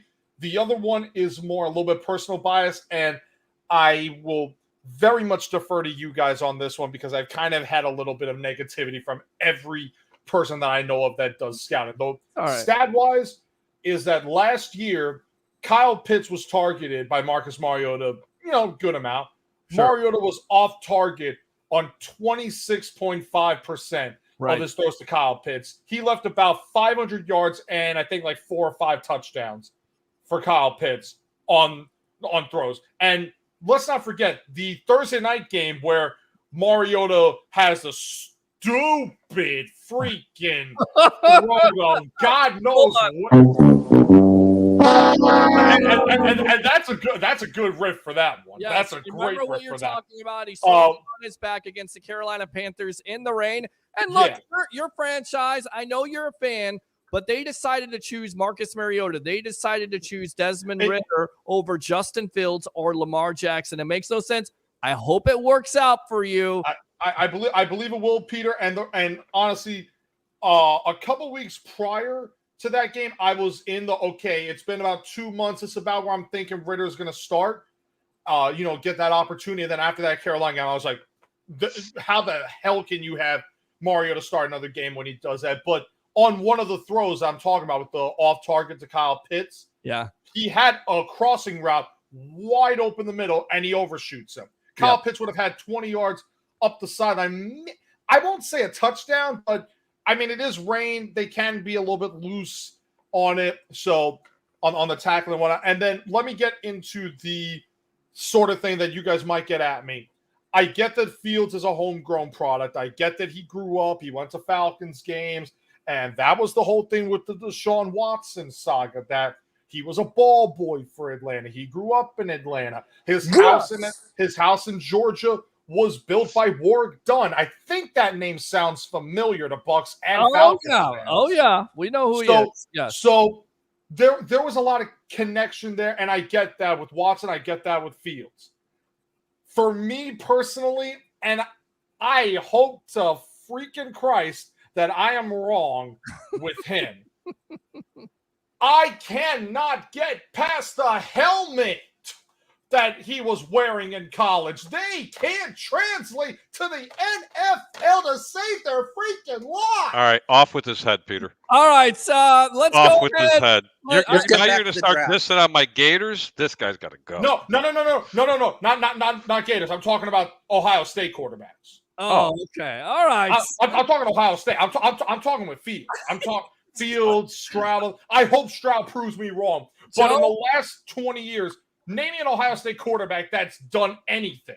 That is a good point. It's going to be Justin Fields. Craig Krenzel. You shut up and be quiet. This guy sucks. Let's see here. Can we go back 50 years or 40 years? How about 35 years? How about an undrafted quarterback by the name of Mike Tomczak? Let's go old school here. Anybody want to talk about him? Oh, wow. Ring. How about T-Zak? Did you take the DeLorean back to get that pick, Karen? Drove it all the way home, baby. All right, let's go back out to Troy here. Stop making phone calls from Hillsborough County Jail. Roger, that's actually pretty funny. I'm going to actually give him that. Shout out Orient Road Jail. Shout out Orient Road Jail. You have a collect call from an inmate in the Hillsborough County Correction Facility. There you go. That's the future there with Troy and I don't know anything about that. And Pasco. Oh, yeah. Dave says the Traskate is strong with Peter. Sorry, love you, Peter, but you just don't want to give Trask a chance. Give Peace a chance. Give Trask a chance. I'm giving him a chance, but what I'm telling you is I have major questions about it, and I'd rather have Trask we trust. You shut up and be quiet. This guy sucks. James has a great quote here. This draft will overlap the NFL draft. Laugh out loud. It will. Sorry, James. Ladies and gentlemen, I have at my hand. Ring. All right, Ring. Ring, ring, ring, ring. Hello, this is Nick Cesario with the Houston Texans. Oh, there's no trades here, JC. What do you mean there's no trades? You didn't establish that in the beginning. No trades. No trades. Well, we'll offer you 12, 65, and 161 for this pick. I need to get in character real quick. I need to get in Roger Goodell character. Can I get some booze from the other four? Here we go. Hold on. With the 8th pick in the 2023 NFL Draft, the Atlanta Falcons select nobody. Bijan Robinson, running back, University of Texas. Does that really surprise anybody here? They're drafting another offensive player. Well, James, please. Joe, yeah, well, Joe, really quick, explain yourself with Bijan Robinson. Besides the obvious, he's a generational talent, but you had Tyler Algier. You go with another running back? Explain yourself here, Joe. Okay, let me explain myself. As you guys remember what I said before we went live with the draft, when you guys brought me in, I was on the Christian Gonzalez bandwagon. I still kind of am on the Gonzalez bandwagon. But then as I was writing my article about Jahmyr Gibbs, about, let's say Bijan, we don't pick him, and maybe we can get Jahmyr Gibbs in the second round at 44 overall. I started looking back at what happened in a year known as 2016. I think Falcons fans liked that season up until a certain incident happened, and I can't remember what happened with that. Go ahead. But we had Devonta Freeman and Tevin Coleman. We had a thunder and lightning backfield, a speed back and a power back. We have our power back right now in Algier because I'll be honest. I mean, he got 1,035 yards. First time that a Falcons running back got 1,000 yards in a season since 1978, which is insane as a rookie back. And then on top of that, you have to add in Algier did it while being out week one. He was healthy scratch in week one. So he didn't even play and still got 1,000 yards. But when you add in a player like Bijan Robinson, his style, I watched some of his tape. I listened to some of the scouts. I was listening to the podcast talking about this kid. I listened to him on some interviews, and I'm like, okay, this kid actually knows what he's doing. I get the negativity of picking a running back high in the draft because of the dwindling importance of the position in today's NFL. But in a time like this, you add Drake London, Kyle Pitts, Matt Collins, Scotty Miller, Cordero Patterson, Tyler Algier, Bijan Robinson. Okay. All right. You don't have to explain yourself any more than that. I like the pick, although I love his passion. I love his passion. Joe, appreciate the time as always, my friend. Definitely don't be a stranger here on the evolution of Sports Talk Television. All right. Hey, I'm again, Peter. I'm thankful to all you guys. If you ever need Falcons talk during the season, like, just talk about the games when the weeks come, I'm more than happy to join you guys. Pleasure meeting you guys. For the guys I just met, and James and Harry the Greek, I just met them for the first time. Gentlemen, pleasure. I've been in JC's Twitter spaces before.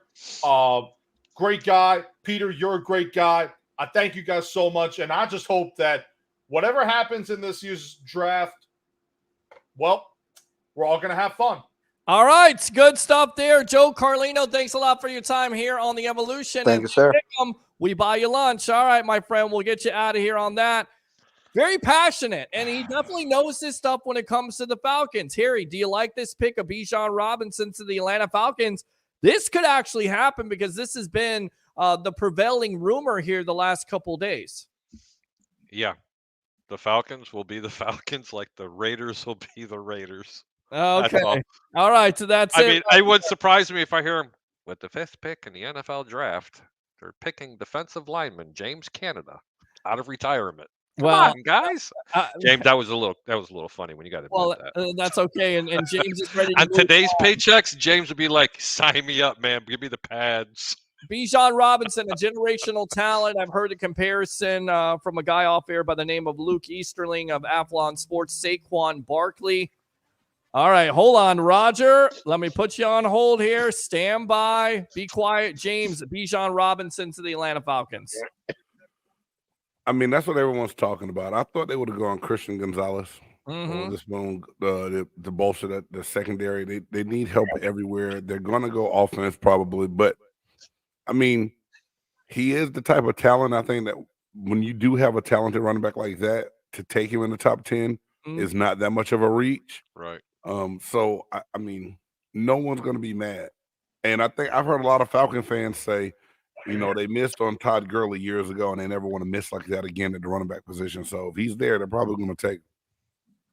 Oh, wait a minute. So you mean they didn't take a homegrown kid again? Oh, amazing by the Atlanta Falcons. JC, I'm just saying, man, that pisses me off when you didn't take Justin Fields and you had him. You didn't take Todd Gurley. I'm just saying. JC, go ahead. Expound on it.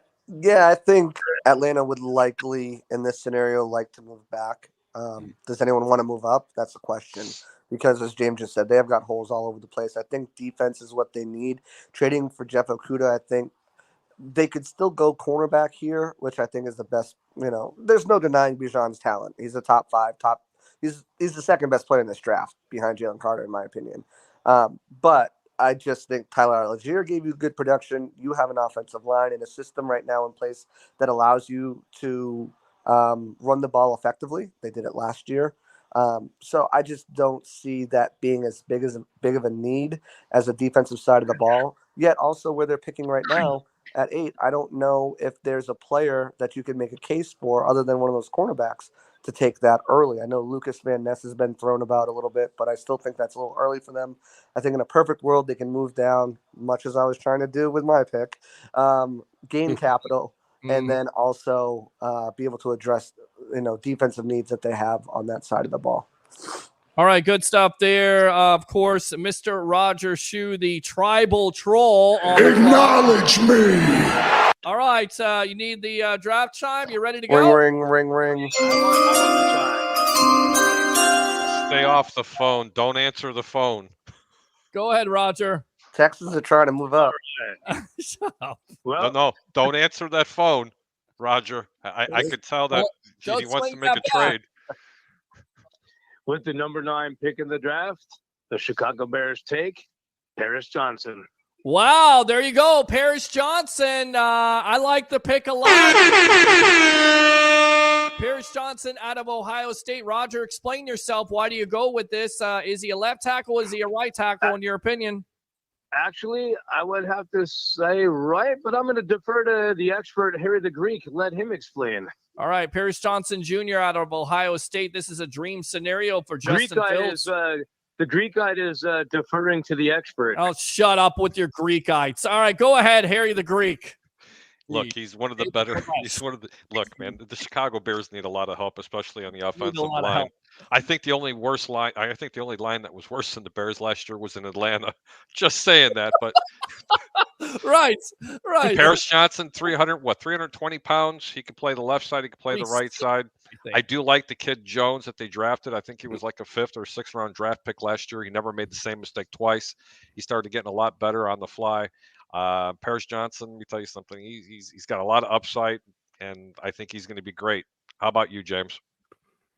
I like this pick a lot because you can't get a quarterback and then never put pieces around him to protect them. And everyone keeps talking about Chicago needs weapons, but those weapons are no good if you don't have, the mass around the quarterback to protect them. Justin Fields is talented, but he can't do it from his back. Paris Johnson has one thing you can't teach, that's size and strength. He's a big boy, long arms, and I think that he's going to be good. I mean, I like this pick a lot. I'm glad, and I really hope that Chicago addresses the offensive line because I hate seeing Justin Fields getting beat down like a rag doll. Yeah, I agree with you on that. And there's also a question of Darnell Wright. This is where a lot of Bucs fans could be watching because this is where the run of offensive linemen could go after the quarterbacks. JC, Paris Johnson Jr. out of Ohio State, great pick for the Chicago Bears and Roger Shu. Yeah, I think he's the best offensive tackle in this draft class. Now, I don't think he's the best to start right away. He's going to start right away, but I don't think he's the best prospect in this class that's going to be a dominant day one starter. I think there's a lot of refinement to his game that needs to, but much like Tyree Wilson and the Will Anderson debate, I think he's got the highest ceiling out of any of these tackles, much like last year with Evan Neal and Ike Ekwonu. He's in that mold for me. Higher ceiling. But I think if you're looking at the tackles there, I think Darnell Wright has the higher floor. So him coming in right away, Darnell Wright, I think is going to give you an immediate starter who's going to be able to handle his own and just ball out. I think Paris Johnson's going to have some bumps and bruises along the way as he refines his technique, as he gets to that NFL game. But I definitely think he's got the highest ceiling out of any tackle in this draft, and he's a potential stud, potential Hall of Famer down the line. Just as I said last year with Ike Ekwonu. All right, let's go out to our phone lines here. Because I got Roger on here. I'm going to go out to the Chicago connection, or I think Roger's gone. Let's go out to Mr. Travis Faley of Rocket Sports and Entertainment. Roger Shu selects Paris Johnson Jr. out of Ohio State. What do you think about that pick? I like the pick. I also think that if they can get the option to move down a couple picks and get either the other two offensive linemen, I'd be happy with that too. But, I mean, everybody keeps selling this offensive line from last year a little bit on the short side. Let's call it like it is, guys. They were ranked 14th last year by Pro Football Focus, and they do put the official ranks out there for the offensive lines. Let's call it once again like it is. Justin Fields missed guys wide open down the field. He made bad decisions. He's fumbled the ball 28 times so far in his career. Has he been sacked a ridiculous amount? I think it's 71 times or maybe even 91 times at this point. Yes, I get that. They need offensive line help in the worst way. I love the Paris Johnson pick. But let's see how it all works out. They're loaded up with offensive weapons. If he gets the time, is he going to make the throws and hit the open receivers? And I think getting Robert Tonyan from the Packers, I think that's going to help him out considerably, along with the other moves that they made in the offseason. I love the pick, guys. It's got to be offensive line if one of the defensive studs don't move down the line. I'll tell you right now, Devin Weatherspoon out of Illinois is also, on the board. If he's on the board tomorrow night with an offensive lineman, do you think this defensive coaching staff would favor a Weatherspoon, being a local kid and showing he's a ball hawk, like Big Game James said, over Johnson Jr.? If they went defense in the first round and once again decided to shy away from helping Justin Fields like everybody thinks he needs the help, I think there will be a huge uproar and you got to take the lineman. What do you think over there, guys? I think Paris Johnson Jr. probably goes at 3. And if that's the case, I think Skoronski's a guard. I just do. I think taking Witherspoon at 9 is a very, very realistic choice. I don't, if he's there, or even Christian Gonzalez, I definitely think those are realistic possibilities for this Bears team. And maybe they come back in the second round. Maybe they trade up with 2 second-round picks. Maybe they do something and they get a guy like DeJuan Jones in the second, or maybe an Anton Harrison in the first if the Bucs don't take him at 19 and if he falls a bit. I think they can still address tackle in the second round or late in the first if they choose to move up, and I would not be shocked to see them take one of those cornerbacks if they're sitting there at 9. Wow, and I tell you right now, you go with Kyler Gordon last year, and you also go with Brisker, so you're trying to build that back end at the end of the day, and Matt Eberflus is that type of defensive guy where they think differently. We can all talk about, Justin Fields and how he needs help, but at the end of the day, those defensive-minded coaches, and that's why you don't necessarily hire those guys, they're thinking defense. They're thinking, we just need our quarterback not to turn over the ball. We can run the ball there with Devontae Foreman, or Bijan Robinson's on the board. Maybe you take him because he's a generational talent. But I'm thinking more of the lines of, we got to make our defense, one of the best, and we got to go in that back end. I don't know. What do you think, Harry? Do you think they move back a couple picks, still get the offensive lineman, even if the two top the cornerbacks are there, because I do like that with the secondary when you put Jackson, you put Brisker and Gordon, and you have Jalen Johnson, and obviously the rookie coming in. You see what Sauce Gardner's done for the Jets. So what do you think, Harry? I got to tell you, man, and I like to goof around and have a lot of good times and everything else, but I will get really serious when I say this. The Chicago Bears don't need a corner. Their secondary is just fine. They've addressed that. In the offseason, they went after all those linebackers. They're solid there. They need pass rushers on that defensive line. Wow. Unfortunately, they're not going to go get this in the draft in the first round. They are going to go for offensive help. I'll get to the offensive side of it real quick here in just a minute. But on the defensive side of the football, they are going to go after some players in the mid to later part of the rounds of the draft, and they're also going to start getting players that are starting to get cut. They are not that far off on their secondary and their linebackers, but they're a landslide away, especially from pass rushers right now on the defensive side of the ball. On the offensive side of the ball, look, I can appreciate a lot of people's frustrations. A lot of people are pro Fields and anti Fields. I'm the guy that's kind of in the middle, but I'm also a realist. I watched this young man play at Ohio State. I broke down a lot of tape with him.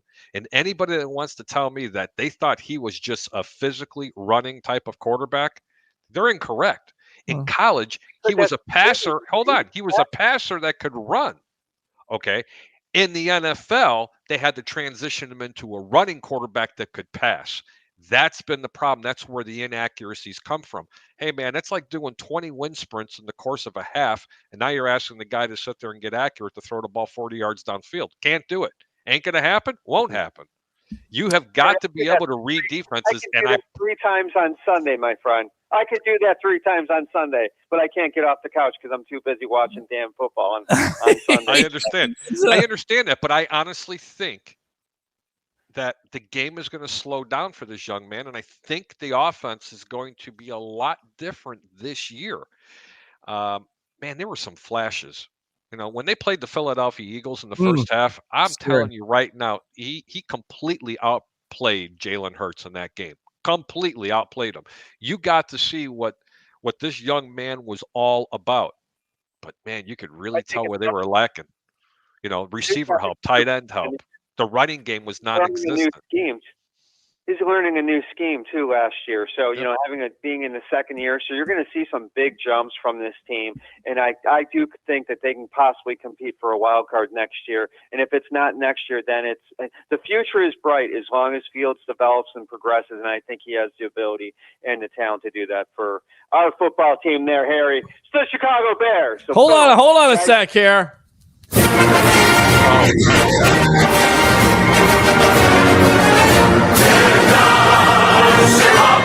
All right, enough of that. Great stuff, Travis. Anything else here on the evolution of Sports Talk Television, my friend? Just real quick, and Harry, I'll be up in the city this weekend after Friday, so I'll get a true feel for what the city feels on the draft, or at least for the first couple days of the draft. So it should be a lot of fun, man. Travis, it was a great call. I appreciate you calling in. Yeah, man. Appreciate you. Harry. Appreciate you guys. Hot takes for Travis. There you go on the evolution of Sports Talk Television. Great job, Travis. All right, good stuff there. Open phone line, 727-255-0391. It's 727-255-0391. Really quick, because I know we want to get to this draft, and I appreciate if you guys got to get out of here. You guys can get out of here. Harry, at this point, we're not going to finish till 2 a.m. Well, no, we're not. I don't think we're going to go the full 30 picks here. We're going to probably go to 19 with Christopher Cole. I did have a question for Big James, though. Yeah, go ahead. What's that? When we were talking about Justin Fields, I mean, you break a lot of film down. I mean, the guy is a passer who can run the football. Why did they have to do this to this young man? Why did they almost ruin his career in year 2? You want my honest opinion? Yeah, I want the honest opinion. It's another black athletic quarterback that can run the ball. So they put the ball in his hands and want him to use his legs. But the guy's a hell of a passer. No, I know, but he had no protection. He had to tuck the ball. He had to go. Yes, he had the fumbles. He didn't protect it well when he was running the ball. Again, he's a quarterback, not a running back. He's not tucking and putting the ball away. But that's why I say offensive line is a great pick, and I hope. And I know, people keep saying that they need their dress offensive line, but look, sacked 71 times and dude, that is ridiculous. I don't give a damn who you are. You can hit that many times, you're going to be inaccurate. You're going to get happy feet. You're not going to be able to set up in the pocket and throw. Because once you start getting hit, You don't like it. No, nobody likes it. No one likes to get hit. Nobody likes to get hit. All right, we'll read these comments really quick when we get back to the draft. You know all too well there, big game James Canada, former defensive tackle of the Tampa Bay Buccaneers and Indianapolis Colts. Let's see here. Mike T helped the Steelers. Burrow made to the Super Bowl, son, OSU product, but out of LSU. Enough with the nonsense there. He transferred from OSU. He didn't sniff the grass at Ohio State. Move on. No, move on. Exactly. He's on crack because I think Warwick Dunn had a 1,000-yard season before with the Falcons. Jeremiah again. Okay. Troy says, I like this caller calling Fields for what he is, a running back trying to play quarterback. Russ says, how about Jake Hayner, quarterback? We're not there yet. I think he's more of a second-day player. Darnell Wright is the only tackle I would move up for if I'm a Bucs fan. I think there's a lot of Bucs fans out there that feel the same way. I don't know who that is, but thanks a lot for commenting. And they're hoping that he lasts until 19. But for me, it's either Paris Johnson Jr. there at number 9 for the Bears or Darnell Wright. And if Johnson Jr. does go to number 3, like JC is saying, then Darnell Wright to me is the most likely selection out of Tennessee at the end of the day. Fields needs to quit the NFL. All the pundits have him going to Chicago. Yeah, for the U.S. Olympic track and field team. This guy sucks. All right, let's move on, guys. Number 10 here, the Philadelphia Eagles. Who wants to take this selection? I'll take it. All right, JC, go ahead. Let's end the slide. Now, I know they signed James Bradbury and Darius Slay in free agency. They also lost Sean Gardner Jr., but it's just too good of a talent. It's the blue chip prospect, one of the only top guys in this draft, I think. Hold on.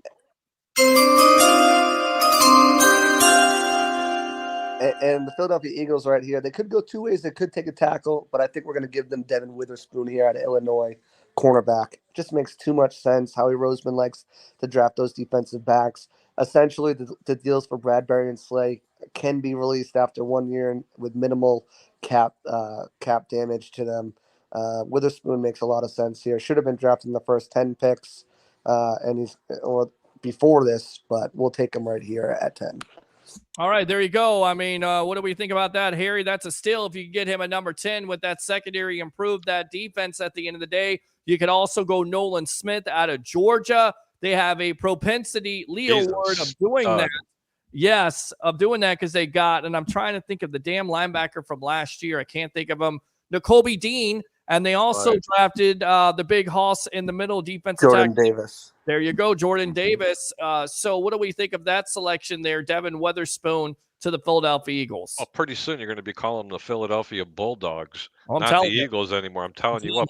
But then again, I mean, they just spit NFL players out like they're changing their socks, for Christ's sakes. No, they're definitely going defense. Losing Gardner Johnson and losing a couple of other fine players, especially their linebacker position. I don't know of any linebackers that are worthy to take right now in the first round. But yeah, if Witherspoon's available, you got to go after him.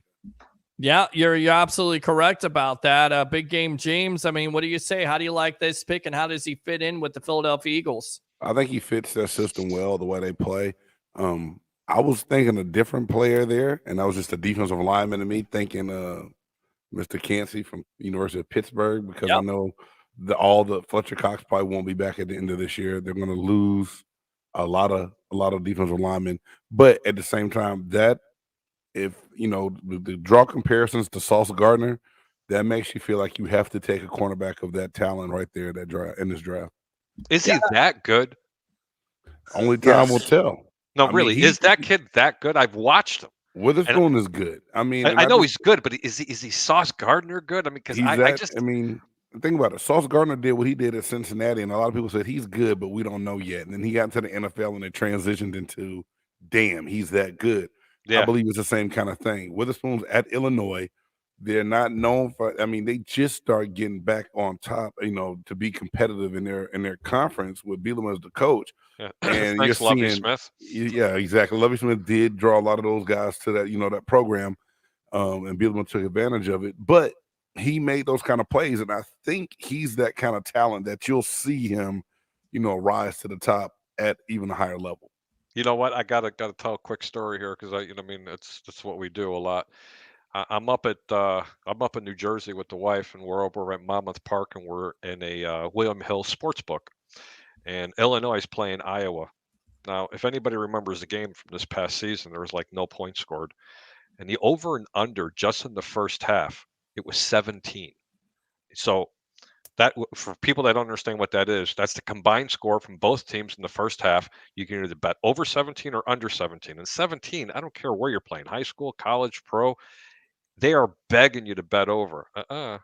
Illinois had one of the top rated defenses, but they did play in the weak conference. And I'm like, they ain't going to score any points. The score was 3-3 at halftime. I couldn't, during live wagering, even in the second half, it got to the point I kept pushing the go button for the under for the game that they just went, we're not taking any more bets. The final score was 6-3. Yeah. And by the way, Witherspoon, 2 picks in that game. Yeah. Well, there you go. All right, so let's move on, gentlemen. The Tennessee Titans are on the board. Big game, James, you want this? Yes, I do. All right, let me go out to you here. Let me go ahead and get the draft chime. Here we go. And with the 11th pick in the 2023 NFL Draft, the Tennessee Titans select Darnell Wright, offensive tackle, Tennessee. I love this pick. I'm telling you right now. This is a great pick, and this may be a pick where you look back and say, you know what? He was better than Paris Johnson Jr., much like Tristan Wirfs. Very clean prospect. You know, technically he needs to get it just a little bit better, but overall, you could put him right in, plug and play, right tackle, either right tackle or left tackle. You got to protect Ryan Tannehill. You also got to build that offensive lineup for Derrick Henry. I love this pick by Big Game James. Is that what you were thinking when you made the selection for the Tennessee Titans at 11? I mean, they definitely need help up front. They made moves this year. They let Taylor Lewan go. Their quarterbacks ran for their lives. They're solid on the defensive line. The only other thing that I could see them doing in the first round is wide receiver, but I think the offensive line position is a bigger need. And right now, Darnell Wright is shooting up boards like a rocket lifting off at Canaveral. You know what I mean? He's flying up boards. I think watching him lately, I'm thinking he's the best tackle in the draft that no one's calling out right now. So I think this is a great pick at 11 for them. JC, you agree with them? We talked a lot ad nauseum about Mr. Darnell Wright lasting until number 19, but there certainly seems like there could be a possibility for a run on offensive linemen, especially in the teens, right? Yeah, I think Darnell Wright is the best plug-and-play starter in the draft at tackle. Do I think he's got the highest upside? I think that belongs to Paris Johnson Jr. and probably the guy who will probably go next at 13 to the Jets, Broderick Jones. I think they have really high upside there.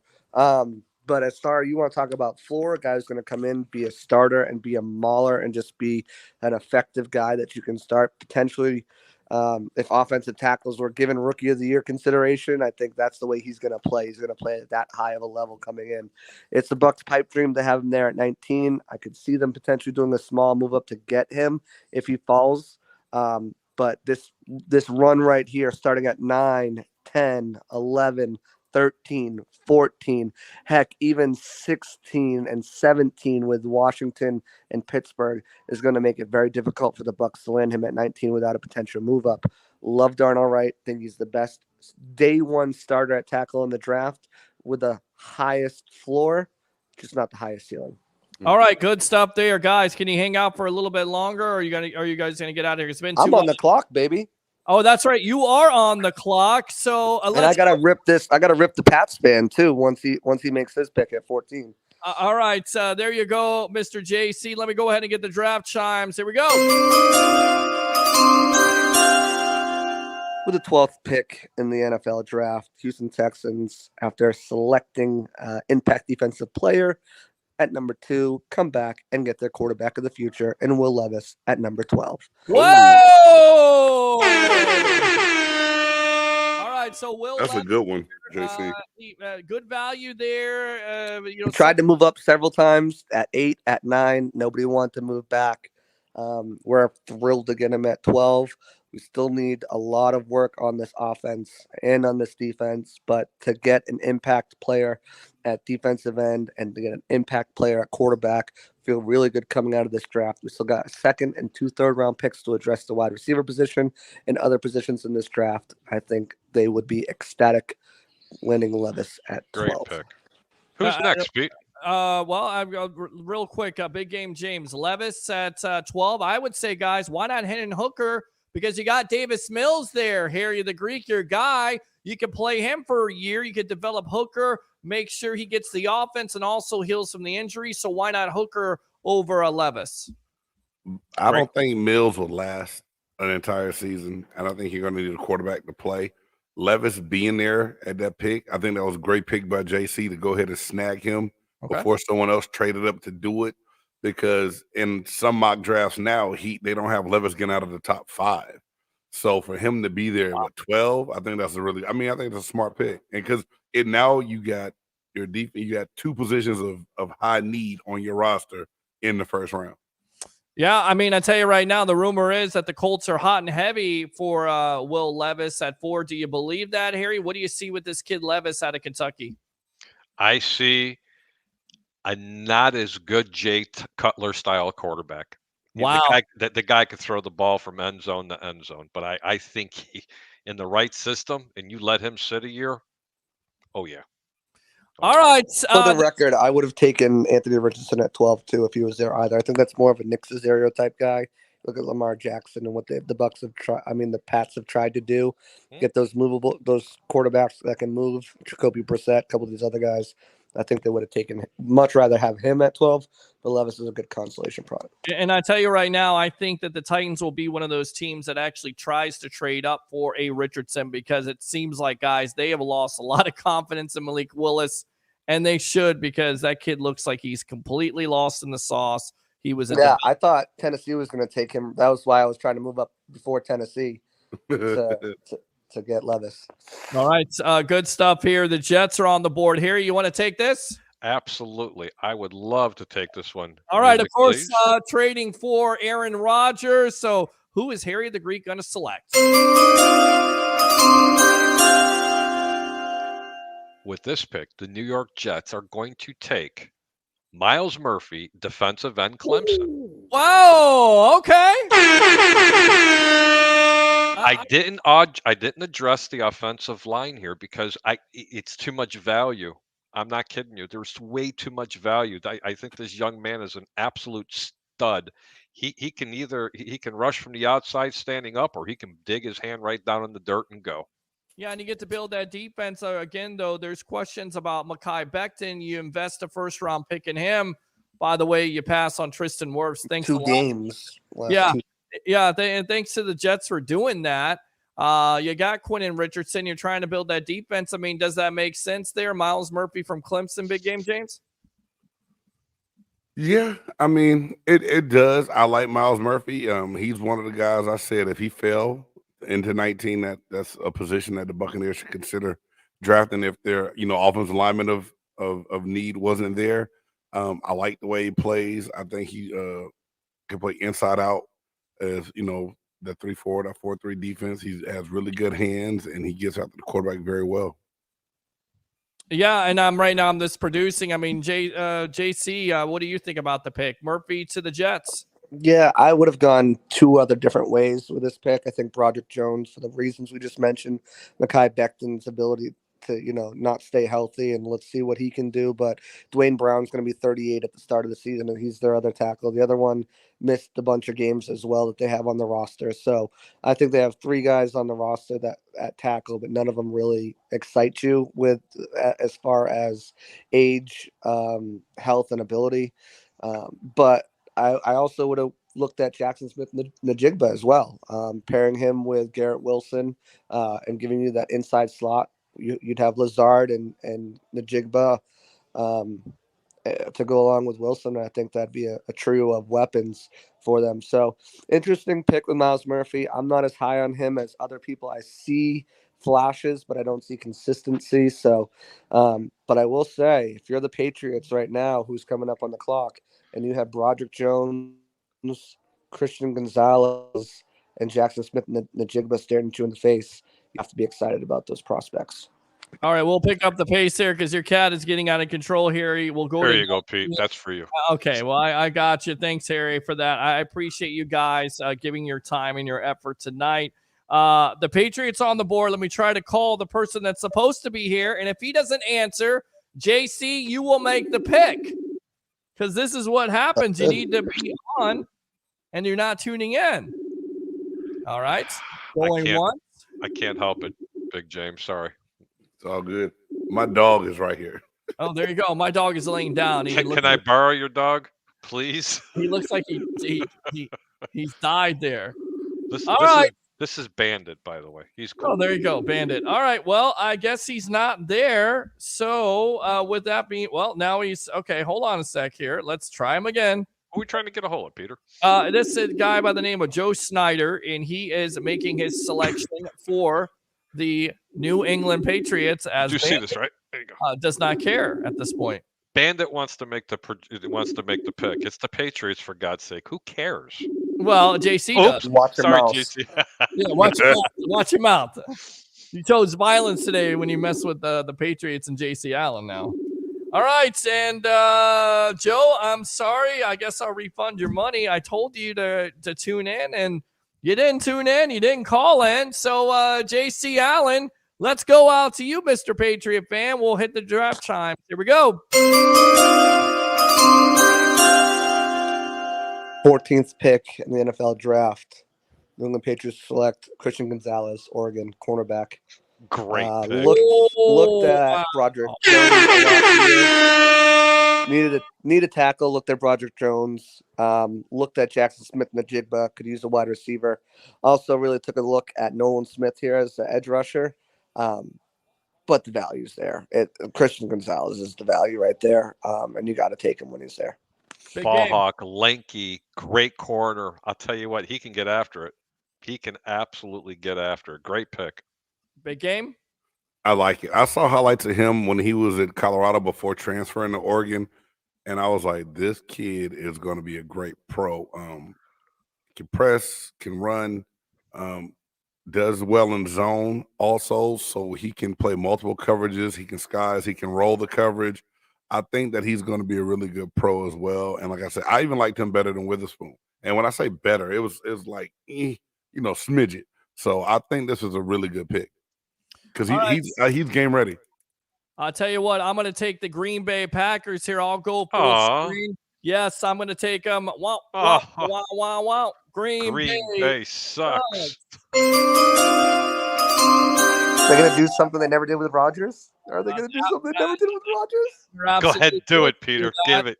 With the 15th overall selection, the Green Bay Packers select Jackson Smith Najigba from Ohio State. Rodgers is pissed. Of course he is. Wide receiver. The top wide receiver out of Ohio State. You pair him with Christian Watson. The Packers haven't done that, but local product too, by the way, Christian Watson, if I'm not mistaken, just on the other side of Tampa. The Tampa Tornado right there. He showed flashes of brilliance later on in the season. Didn't necessarily have the best first game, but after that was able to overcome that. You get the best wide receiver there. Let's help our quarterback out at the end of the day. Harry, what do you think of the selection? I think it's a great pickup, and anything to make Mr. Hippie himself get pissed off, it's great. What do you think, Bandit? You don't like Aaron Rodgers, do you? Zava doesn't approve of this pick. Aaron Rodgers is hereby fourth name. This is what Zava. I think of Aaron Rodgers. Here you go. That's for Aaron Rodgers. Great. Big game, James. Najigba here. Hey, that's a great pick. I saw this kid play in high school here, and I was like, dude, this kid is even at the high school level, I was like, he's going to play on Sundays. And then watch it transition to the college game. I like this pick a lot. And there's something Green Bay hadn't done enough of. And he gets to go play with my man, Romeo Doubs.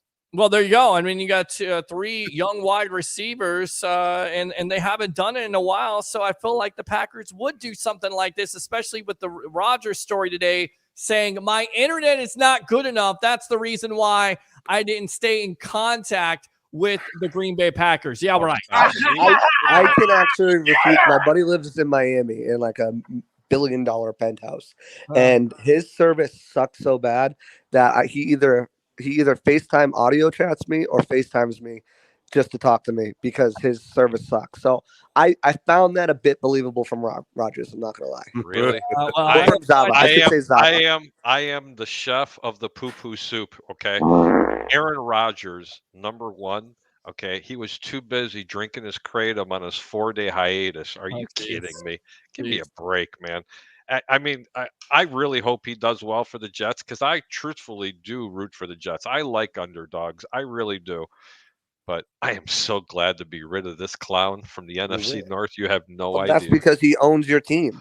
I understand minority stake. Oh, you know what, JCA? I know where you live, pal. All right, guys. Let's go out to the Washington Commanders.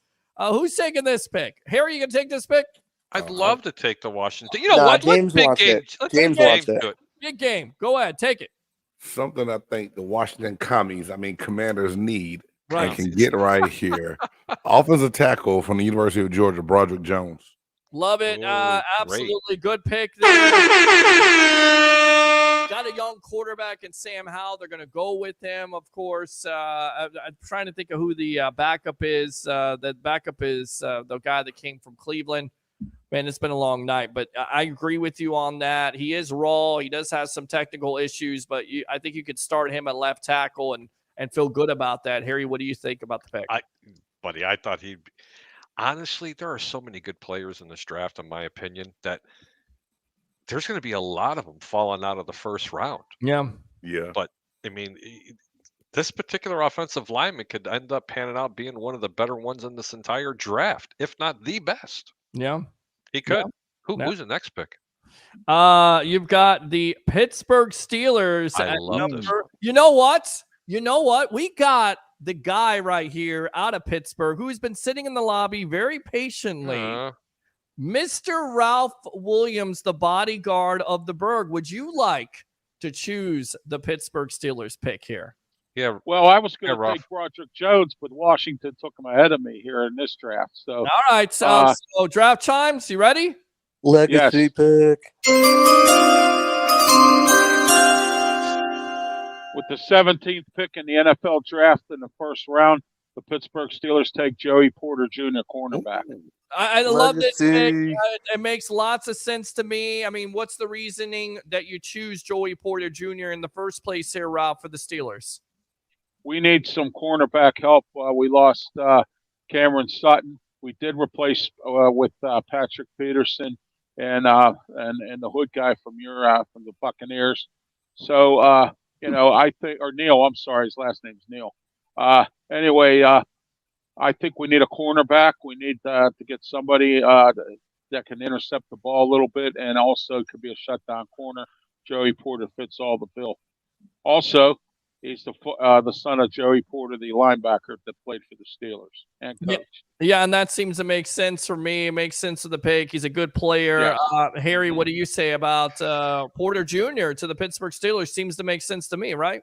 You know what? Honestly, it was a really, really good pick. I probably would have went defense as well. I would have taken safety from Alabama, Brian Branch, personally. I did like him a lot. And there's another guy that I really liked a lot. And it's right on the tip of my tongue. Hold on. He was a defensive lineman from Iowa. Lucas Van Ness, I believe is his name. That's correct. Yeah, Van Ness. I'll tell you what, this guy's a dog. I mean, an absolute dog. I mean, you put him on Pittsburgh's defensive line, I think it's an immediate upgrade. But I think that would be my second choice. My top choice would have been the safety. Well, don't forget, we have that pick from Chicago. We start at number 32. So we start the second round. So we have that pick. Right. So we have plenty of time to get what we need. The thing for me is TJ Watt's not able to stay healthy, so it would make sense for Van Ness there. The problem with Van Ness is at Iowa, he was a rotational player, only 14 tackles, but consequently enough here, Big Game James, he's been compared to J.J. Watt. Is that what you see with Van Ness, or is that too lofty of a comparison? I mean, that's tough. That's tough to put on any kid coming into the league to try to go and mimic J.J. Watt. But he has flashes, and the thing is, a rotational player, but he gets after the passer. coming into the league, and maybe that's how you use him early on. He's not your every down defensive end, but you roll him in on those passing down situations until he can get acclimated to being that guy that can play run and pass situations. I like him, and I've had him down on my short list and saying that he's a person that I would put an asterisk by to watch, depending on how my board was looking when it comes draft time. All right, JC, how do you feel about that pick there, Joey Porter Jr. to the Steelers, and it makes sense, and then Van Ness himself. Yeah, I mean, it makes all the sense in the world. Obviously, tackles a need. I think it's early for Anton Harrison for them. Joey Porter Jr. is the best cornerback on the board. Legacy pick. Van Ness makes some sense. So does Nolan Smith. But I think when you look at it, they have a bigger need at cornerback than they do at edge rusher. And that's true. It just makes too much sense. All right, good stuff there, guys. We'll go ahead and stay right there. Let's go with the Lions. Who wants to take this pick? I'll take the Lions. All right, JC Allen with the Lions here at number 18. With the 18th pick in the draft, the Detroit Lions select defensive tackle Kalijah Kancey Pitt. Wow. Okay. All right. That's where I had. Yes. All right. Go ahead and expound on this big game, James, because you jumped up for joy there. You had fire in your eye. You're ready to suit up again on that helmet. If Aaron Donald and Warren Sapp were you took DNA from both and put them in the lab, I think you come up with Kalijah Kancey. I mean, this kid has that good, a great motor. Yeah, he is good. Great get off. Some people say he's a little undersized, but he plays angles very well. He does not get blocked. He twists those shoulders. He dips. He rips. He stays low to the ground, and he will pursue the ball from the backside. If you get him in a one-gap defense where all he has to do is penetrate that one gap, you're winning. I mean, to draw those comparisons, but when I saw it, I was like, this kid is going to be a steal because I thought he was going to fall later in the draft. But, yeah, that's a great pick for Detroit. I like him a lot. Yeah, I love the pick, JC. You grabbed Will Anderson. James. Go ahead, JC. You grabbed Will Anderson. I know. I watched him play at Pitt. I know exactly what Kalijah Kancey can do. And he had two good coaches there. Charlie Partridge, his defensive line coach, and Pat Narduzzi, our head coach. He was a defensive we have like the number one we lead the NCAA in sacks at Pitt for many years. So I mean, Kalijah Kancey, they're comparing him to an Aaron Donald. So I that's a good pick for Detroit. Dan Campbell's trying to get his team back up and running up there in Detroit, and I think he's doing a pretty good job. I think this year's going to be special for that. I'll tell you right now, JC, if JC is the general manager of the Lions, he's getting an extension tonight. Will Anderson and Clancy there. Clancy, there you go. That's the way to do it. Yeah. You build your line, and that's hurt that Lions defense last year. Very porous. Yes. Yeah, they got Hutchinson, Clancy, and Anderson now. Just three studs there. They've got a pretty decent linebacking core. They upgraded their secondary. Brian Branch was under consideration, but with 2 second-round picks, I think they can come back and grab a corner or a safety in the second round, as well as a linebacker if they wanted to, or a wide receiver. They had one of the best scoring offenses in the league last season, so I don't necessarily think they need to go offensive side of the ball early. If Bijan Robinson was here, that would be a real, I think hard to pass over. But at this point, Kalijah Kancey, I think, is great value, adds to what they need on defense, and is just going to be a home wrecker combined with Hutchinson and Anderson getting after the quarterback. These are the three guys you have to game plan against, and it makes Detroit deadly on defense. How worried are you, Harry the Greek, being a Bears fan, that the Lions, that they made these two selections, even if they don't get these two guys at the end of the day, how good are they going to be in that division, in your opinion? Detroit, they're an up-and-coming team. I honestly think that this division is going to be decided between two teams, and it's not Minnesota. I think it's going to be between Chicago and Detroit. I think the tides have completely turned. Yes, I'm a homer. Who's next, by the way? And who's homer? Well, did you say homer? Because this team is next. Buccaneers.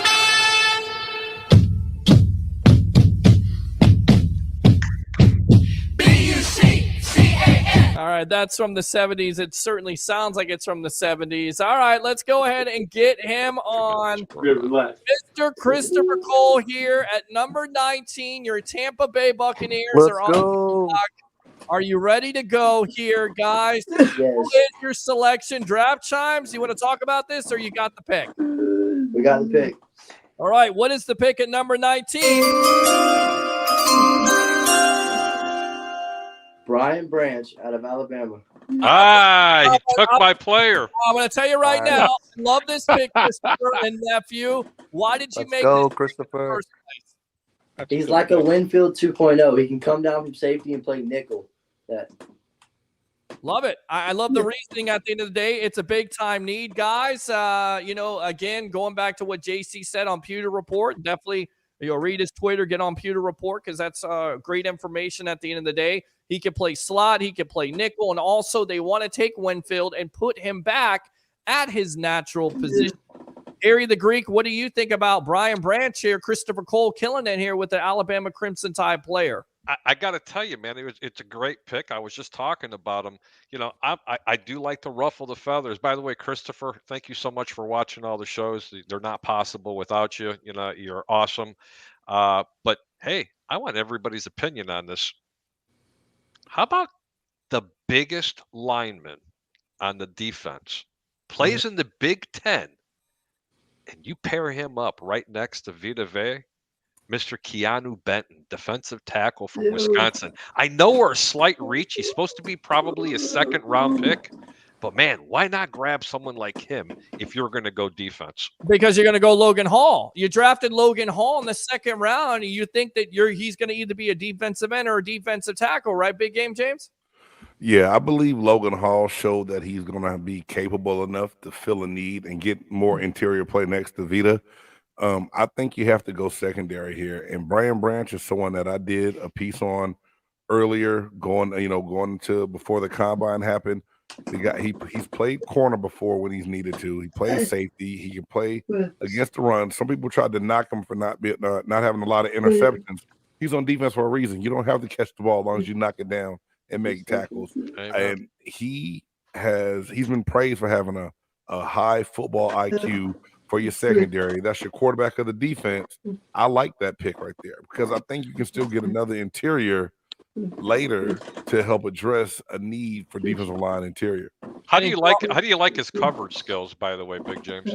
I mean, he plays well. Not going to do a lot of man. Well, we do man with a lot of blitzing, but we like to blitz safeties a lot. There's something that he can do. He can come down.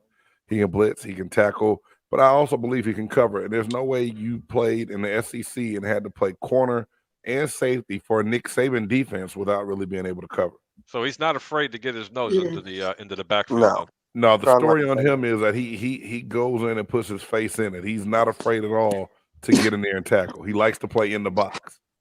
All right, good stuff there. Great analysis here, Ralph. Your thoughts on the Bucs picking Brian Branch out of Alabama? Oh, Brian Branch is a good safety. The Steelers had him on their board. He was in a couple mock drafts. The Steelers are going to take him. We also need a little bit of help at safety as well. And whatnot. I think Brian Branch was a good pick for the Tampa Bay Buccaneers. I was actually quite surprised. I thought they would go after a quarterback, try to build behind Trask and Baker Mayfield. But, don't start. Don't start that nonsense with that. And Trask we trust. Shut up and be quiet, Harry the Greek with your Greekites. Be quiet there, David Koresh. JC Allen, dream scenario here, Branch at 19. I don't know if it's a dream scenario. I think the dream scenario is still Darnell Wright at 19. But if you're looking at best players available, I think you're looking at Brian Branch and Nolan Smith here. Both of those a need for the Bucs, especially Shaq Barrett seems like he's right ahead on progress where he's supposed to be. But I think you need to get more speed in that situation at pass rusher. Joe Tryon is an athlete, but he's not a burner guy. So I think Nolan Smith makes a lot of sense. As far as tackle, Anton Harrison is a guy who has been mocked here a bunch. I think it's too early for him.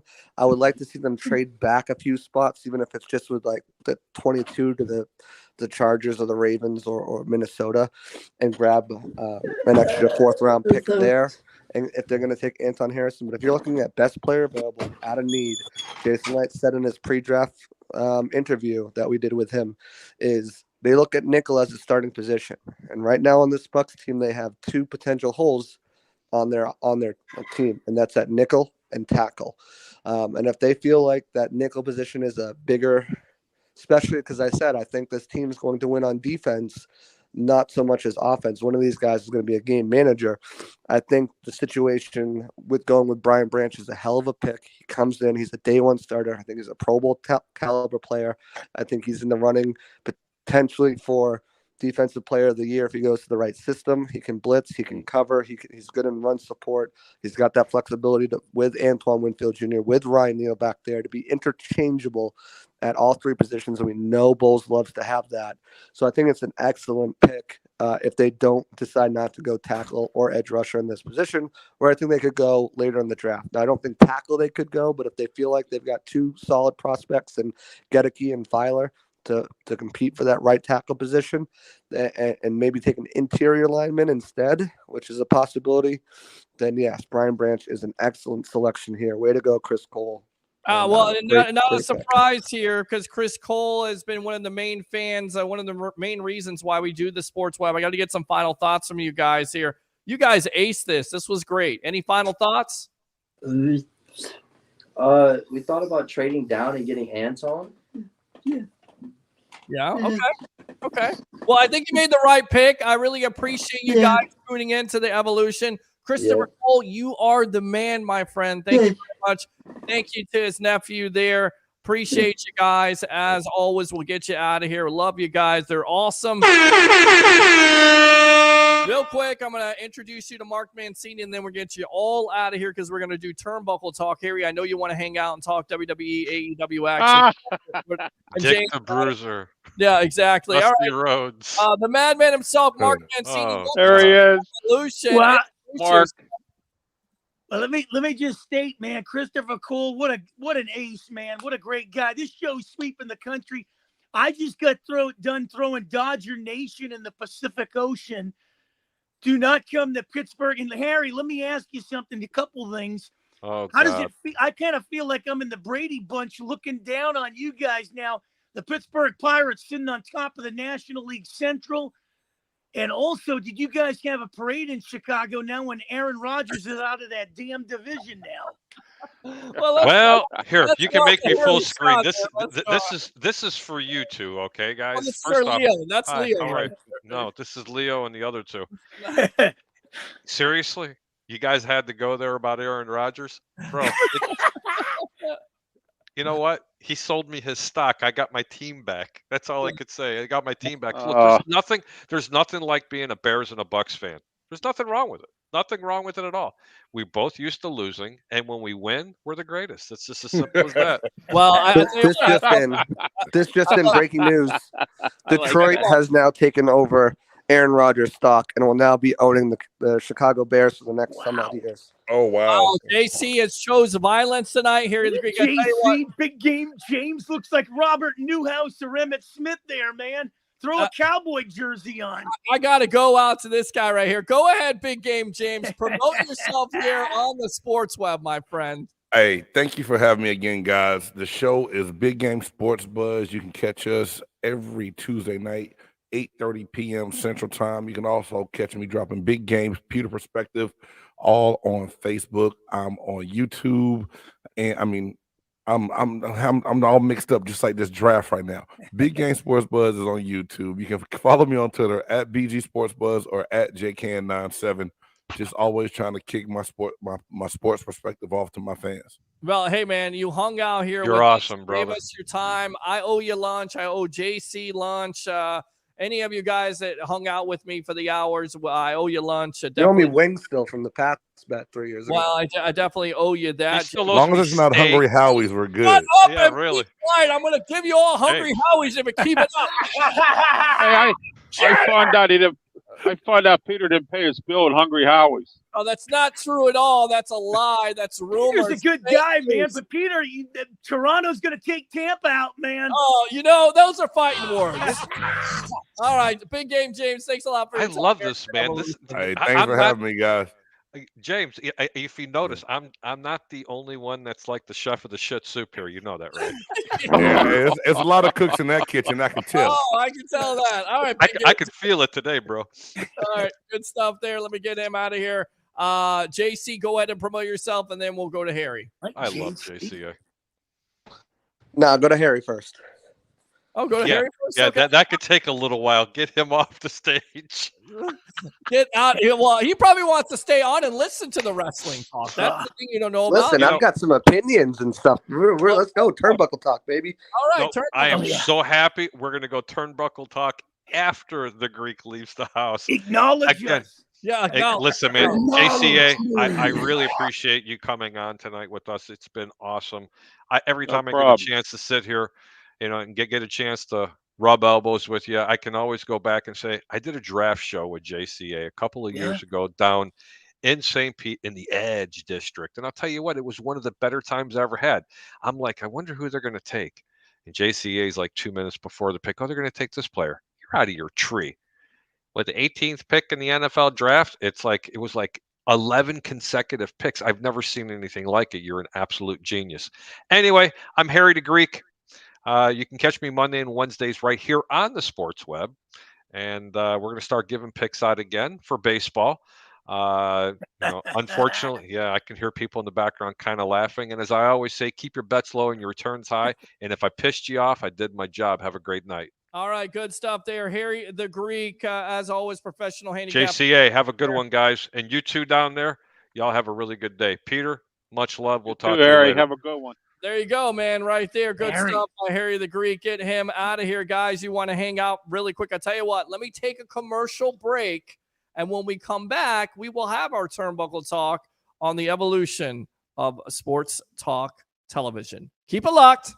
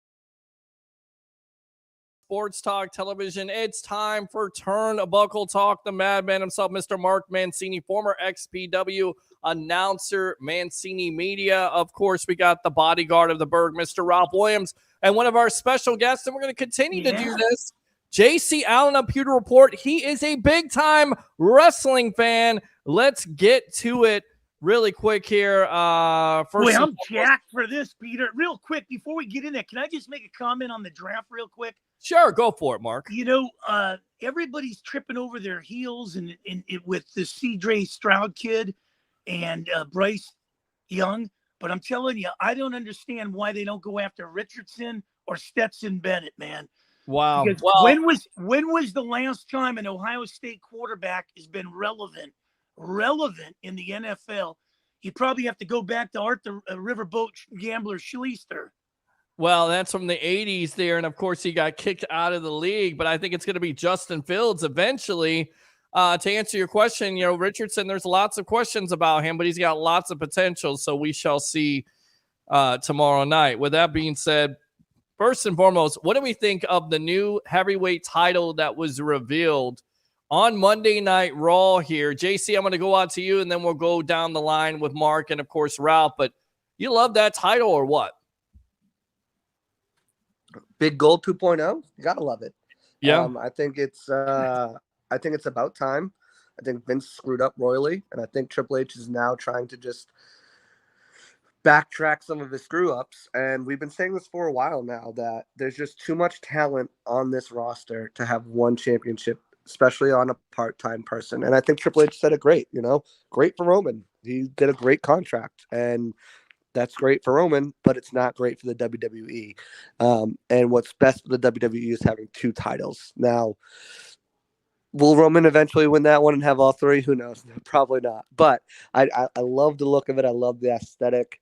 And I think it's about damn time that there's another title for some of this top talent to compete for. And I think there's more than enough deserving talent on the roster to be able to put their name in the hat for this title. Madman, what do you think? The new title revealed by Triple H there, kind of a throwback to the Ric Flair title, WCW title. I mean, the right thing to do to break the titles up, in your opinion? Well, I'll tell you one thing. Being on the show with J.C. Allen and you and Ralph Williams, who landed a gig out there in Pittsburgh, man, I'm so blessed to be a part of this. But I will tell you this, and we've talked about this, Peter and Ralph and JC, that if you only market a few guys in your organization, people are going to get frustrated. They're going to move on. We've seen this with the CM Punks. We've seen this with people calling out these part-time wrestlers. It's like sports. Can't market just 1-2 teams. The NFL has realized that. That's why every Thursday night there's a new team on there that's not the same teams. Same thing now they're realizing in the WWE. You got to have another belt. You got to put it around somebody.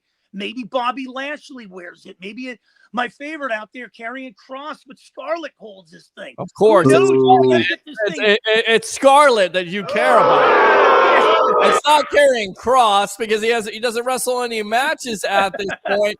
Don't steal my thunder, because that's the next question we're going to ask. But Ralph, what do you think of the title being revealed on Monday Night Raw? Oh, I like the belt. I like the split of the brands and the belts, and I like the draft coming up. I think it's going to be a great thing.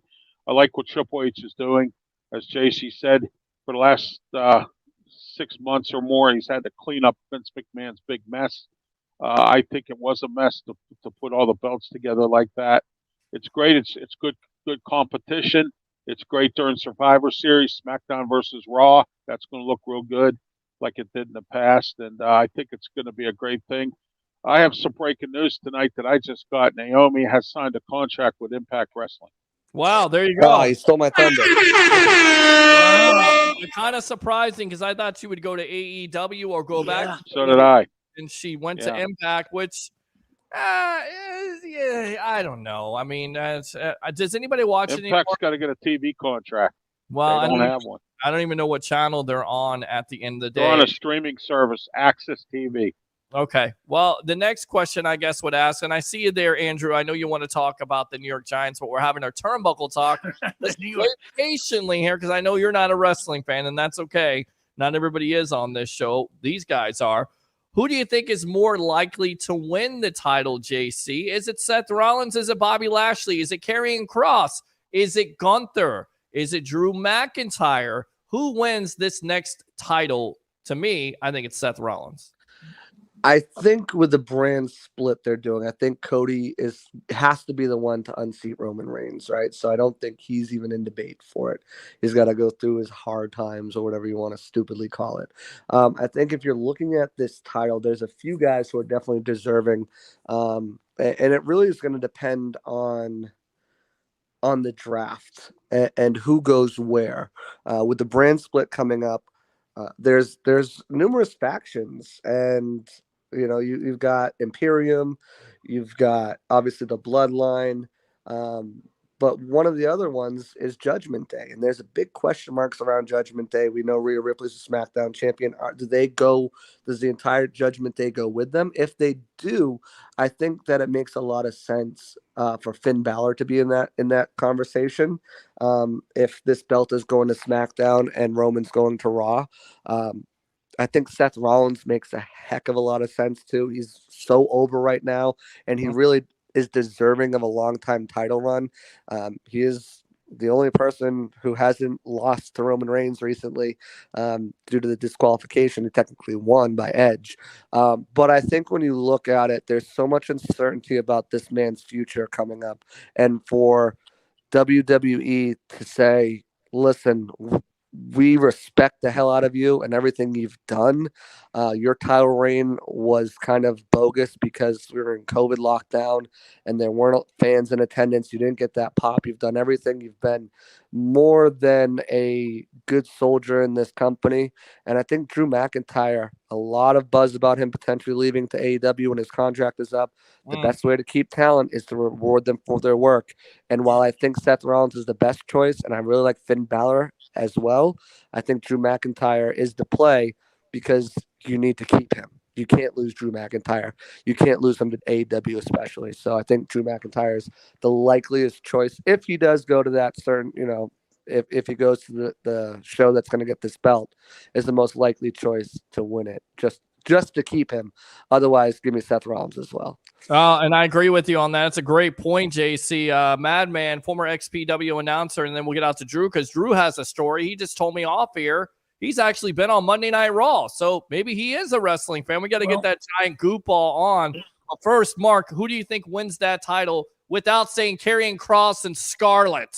Well, excuse me while I pull out the Pittsburgh lumber from the 412, JC, but I'm not a big Finn Balor guy at all because he reminds me of Gazoo from the Jetsons.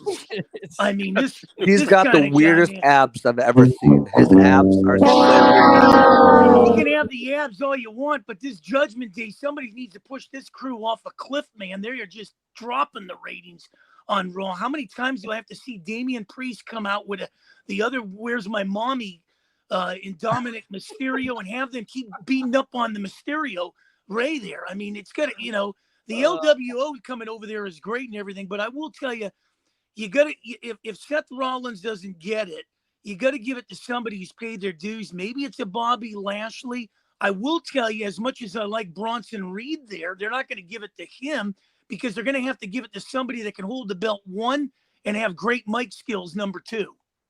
All right, let's go out to Ralph here, and then we'll get out to the giant goop ball himself, Mr. Andrew Davis. Okay, after Ralph. I agree with the rest of you guys about Seth Rollins. Also, Drew McIntyre. I agree with JC. They have to keep him. But look at this scenario of a rumor that I heard. LA Knight's going to win Money in the Bank. So if LA Knight wins Money in the Bank, that could happen. I mean, that guy is so over at this. I love LA Knight. You love him on the mic. He's got great ring skills. He's been around. It's not like he, is as green as grass when it comes to wrestling ability. Let's go out. Talk about their dummy. Go ahead. I don't think it needs to be a long reign either for him too. Like he can win it and lose it in a couple months, But I think he's over right now as face, and I mean, Mark said, you need a guy with mic skills, and right now there's, other than Seth, I love Orange Cassidy.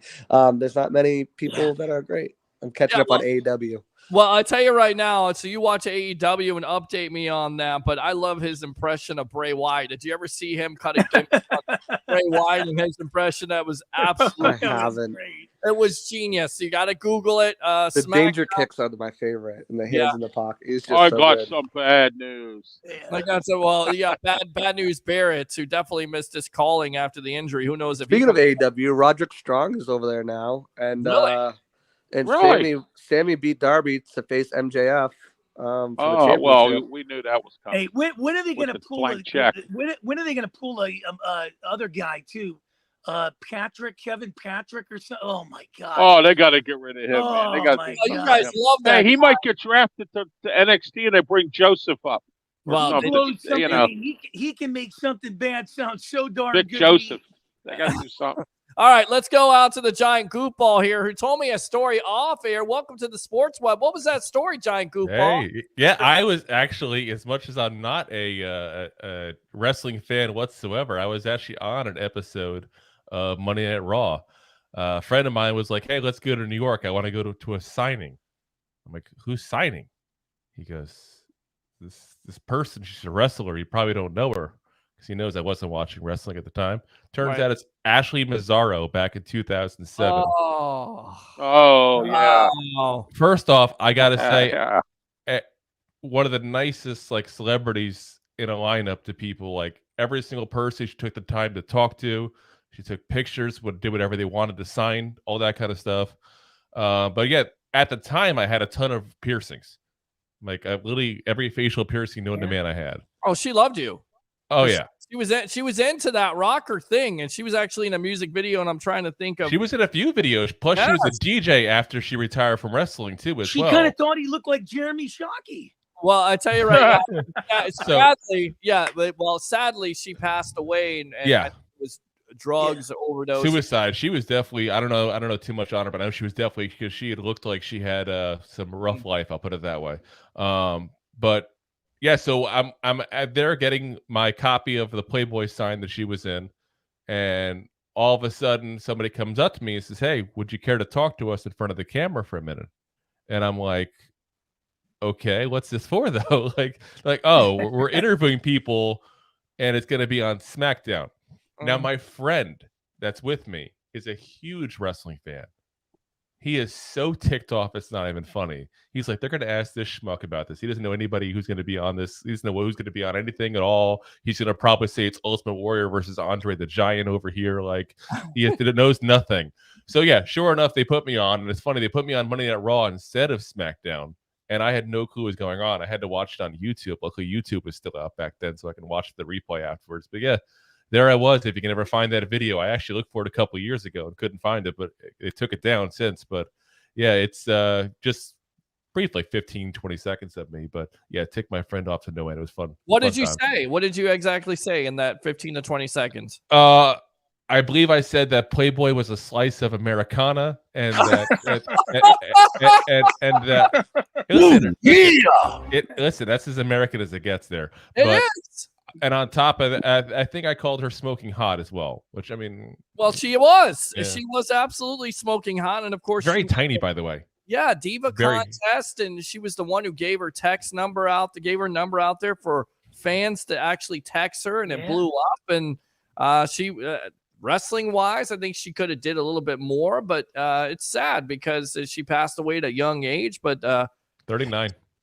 Jeez, man. All right. Look at the spread he has over there. I'm just wondering if he like. Well, I'm telling you, I mean, this setup that he has, check this out, ladies and gentlemen. I mean, he really built this up because it used to be buzzing and, and he went out of his way.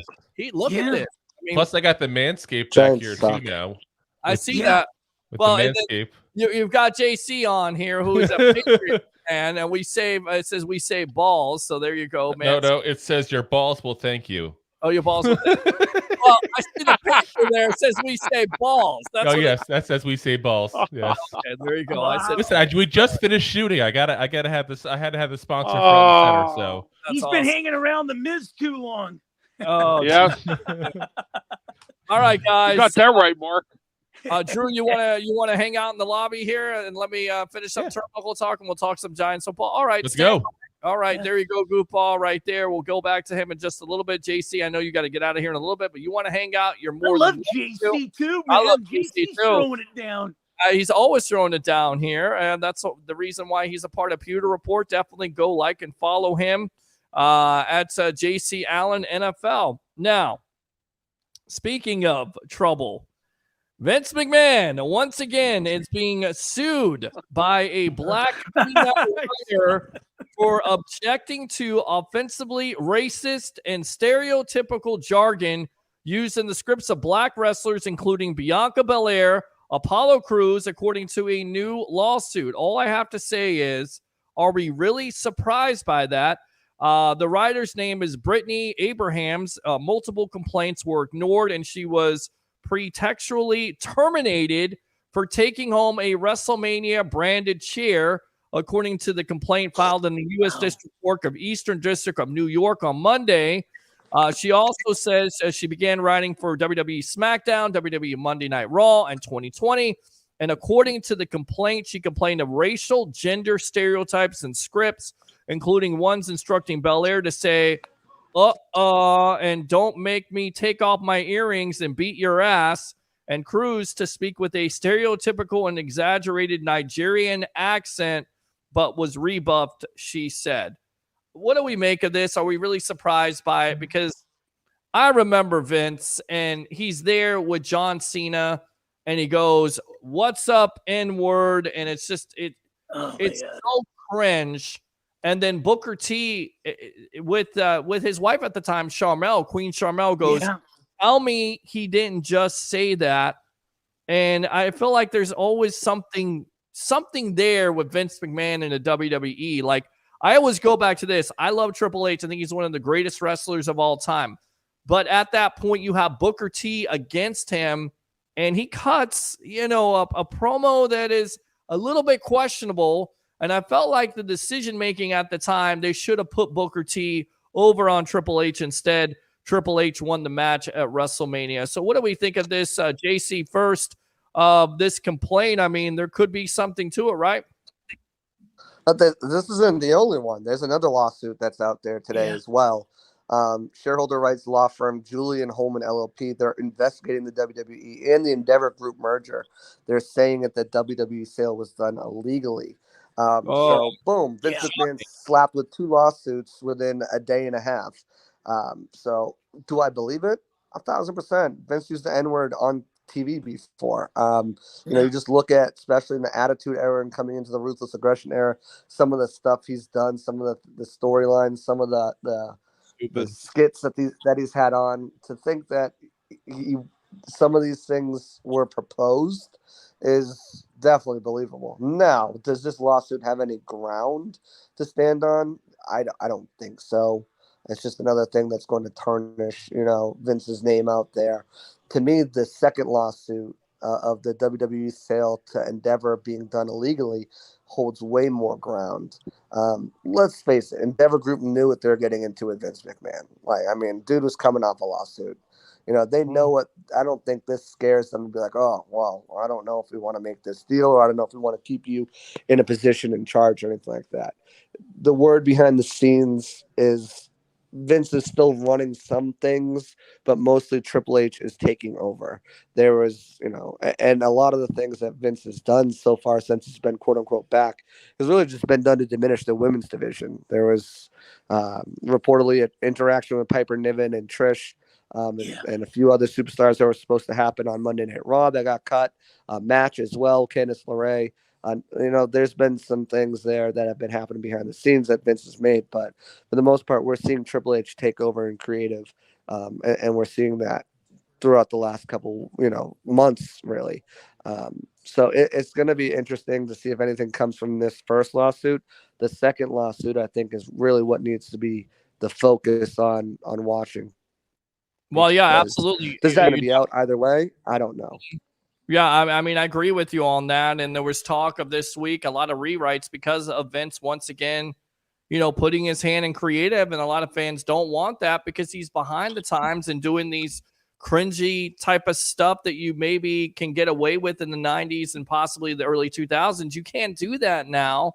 Right. Mark, I mean, what do we think of this whole this lawsuit here? Trouble? Well, first of all, when you make derogatory comments like that, you got to be held accountable. Whether they're looking the other way on this thing than when they, signed off on the WWE deal, that's pretty sad because to me, you got to hold a person accountable.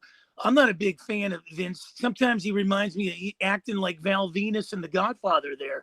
I mean, if you like women so much, there's been some sexual misconduct with the WWE too, across the board on some of these lawsuits too. And, and Vince has been at the center of this thing as well. So I think, where there's smoke, there's fire.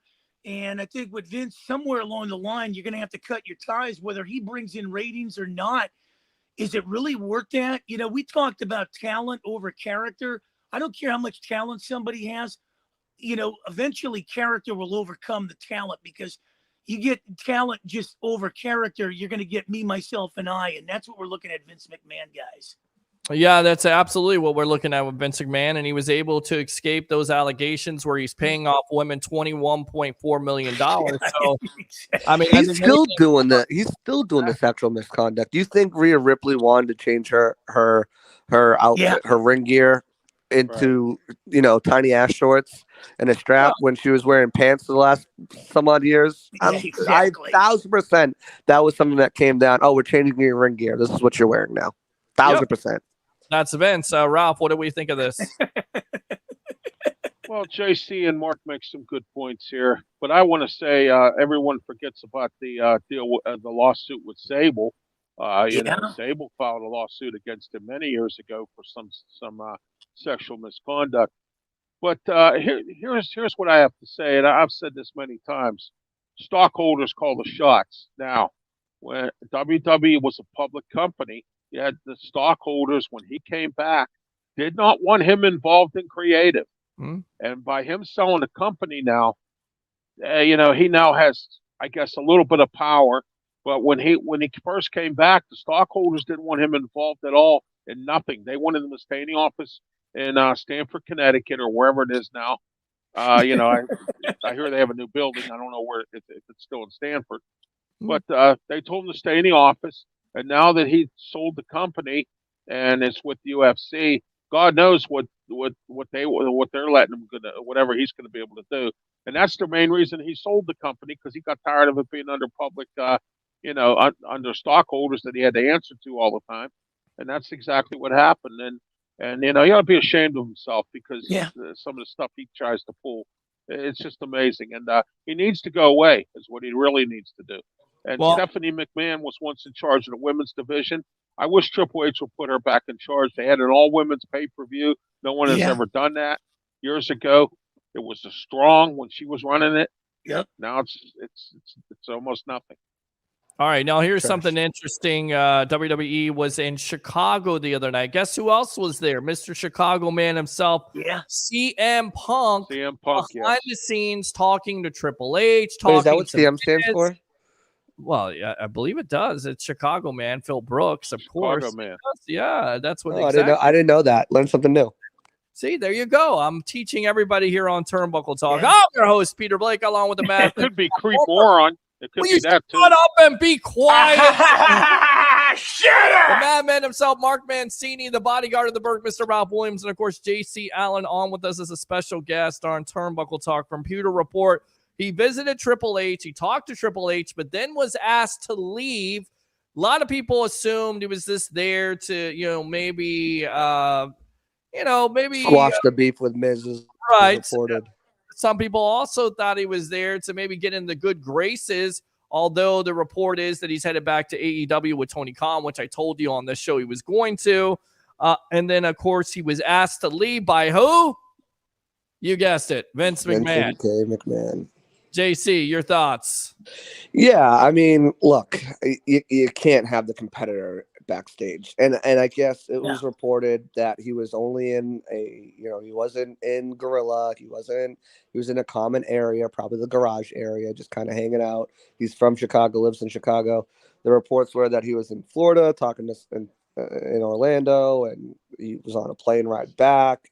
And he found out, he didn't realize, and found out that, hey, they're in Chicago. Well, hey, let me swing by, squash his beef with Miz, talk to a few other wrestlers. And then, I guess he was reportedly asked Triple H was okay. He was there. He's like, I got to run it by the big man. And Vince McMahon said, you got to leave. There was no altercations or anything. He left quietly, came in quietly. Some superstars were like, what the heck is he doing here? But at the end of the day, he is on AEW. He's I'm not sure what the contract looks like, but he's the competitor, and you can't have the competitor in your area there, I agree. And it looks like he's going to come back for Collision in Chicago on June 17th. Of course, we'll get to the other story about him. And some people say, you know what? He could have done it for a publicity stunt. I mean, is that certainly possible, Madman, that he did it for that? Well, I'll tell you what, he's good for business. And if you want to have business running really high and get them stocks, maybe you put that nice World Heavyweight Championship belt around his waist. Wow. Let me ask you guys something. How much, and I love Reigns dearly too, but how much would a pay-per-view or something go through the roof if you had a CM Punk going against a Roman Reigns? That's what I'm talking about.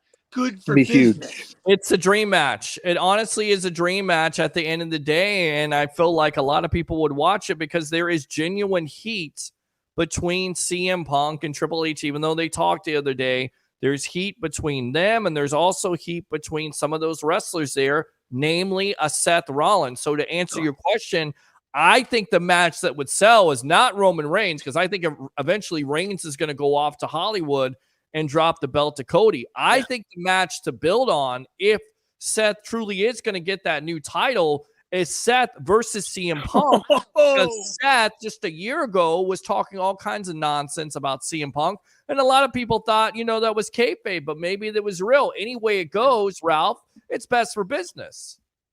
Yes, it is. And let me tell you something here. I have an angle out of this, okay? I know why CM Punk was there, because I think CM Punk deep down inside doesn't like the current situation that he has to get himself into at AEW. He has to stay away from the Elite, Chris Jericho. They purposely started a fourth show, they canceled this one show today. But the AEW has put together this collision to keep him away from people. And now I think CM Punk doesn't want that kind of deal. If I know CM Punk, he wants to do what he wants to do pretty much. Yep. And I think by talking to Triple H, I think he's putting this option in his back pocket, because I think if this thing with Collision doesn't work out, and he can't wrestle to the Elite, or he can't talk to them, he can't talk to Chris Jericho. Tony Khan had a big meeting this week with Jericho. He had a meeting with the Elite, and he had a meeting with CM Punk, and he's trying to curb the drama in the back. There's a lot of animosity, a lot of fighting going on in the back room, drama out of the yin-yang. So what I'm saying is Tony Khan is having trouble controlling that. CM Punk, I don't think he wants to deal with that. I think he wants to go to WWE and do what he needs to do. And I think WWE can make him better if he goes back. Yep. All right. Well, and to piggyback on that, there's certainly a possibility of that happening, but also Ralph and Mark and JC, we talked about this last week. The reason why you're doing a brand split in AEW is because of CM Punk and, not having that drama with the Elite and, of course, Kenny Omega. Now, the other story came out is that CM Punk and Chris Jericho actually met face-to-face. Of course, Jericho called Punk a cancer in the locker room in the past. Well, now they're saying that Jericho is willing to work with Punk. For weeks, reports have mentioned a planned meeting between the two men with FTRs and neutral partisan mediators, a part of the process by which Punk will be brought back into the fold. Those familiar with the situation said that the meeting was relatively uneventful, of all things considered, especially when taking into consideration the issues the two had. Also, they say, and again, this goes back to Jericho's comments of saying Punk is a locker room cancer. He said he's Punk posting online briefly that Jericho is a liar and a stooge. And the bar apparently wasn't too high as one of, and this is reported by Sean Ross Sapp. It's a positive that Jericho and Punk didn't fight. They jokingly added, well, yet generally the consensus seems to be the two can work together without issue. Hopefully they can, because again, it's what's best for business. People will watch it because they're going to go back to what Jericho said. They're going to go back to what Punk said. And you know what, JC? This is the way you build up long-term storytelling at the end of the day. Yeah, but I definitely think there's real animosity between a lot of the. Sure. Let's take today's technology and let's drop it back in 1996, 7, 98, 99, before the Vince McMahon bought WCW. A lot of the crap that comes out from AEW reminds me so much of WCW. Big time. They've got these guys who are in powerful positions who kind of run the show. They've got superstars who literally own the business, kind of running the show. They've got high personalities such as CM Punk, Chris Jericho, etc., kind of running the show back there. Tony Khan doesn't know what the hell he's doing half the time. Now, don't get me wrong, AEW is a quality show. I like AEW. I mean, the match between Luchasaurus and Orange Cassidy to open went for like 20-something minutes, and it was a banger. And they have great matches. They have great talent, great storytelling sometimes. But at the same time, I think when you have too many superstars' hands in a cookie jar, that control the narrative of the show, the writing, creative. This is the type of crap that happens. And if I think that if Twitter was around and social media was around back in WCW days, we'd hear the same things out of guys like Sting and Lex and Brett and etc. I mean, Brett did it anyways. Brett just like a whiner. But I think by making CM Punk his own show to keep him away from certain superstars, and it's just there's too much going on behind the scenes and backstage in AEW where it doesn't feel like this could potentially implode in a situation, even though they're saying the right things. They're having these behind the scenes meetings. I don't by any means think that AEW is going away anytime soon. Is going to blow up, but I definitely think that Tony needs to get a handle on his superstars and say, hey, but at the end of the day, this is my company, my business. And if I want you on this show to wrestle this guy, that's what's going to have to happen. He's giving these superstars too much control over creative. And I think that's where you see problems arise with AEW. Agree. Mark. Well, no, I think JC hit it right on the thing, because the beginning of the end, if you remember WCW, which he just brought to light here, Eric Bischoff hasn't done anything since he left that. He was working for, Vince McMahon. And then when you look at Paul Heyman, the battles we had, XPW going against ECW, Paul Heyman's done quite well with WWE. Now he's been elevated in the bloodline, but I don't care how much money you got.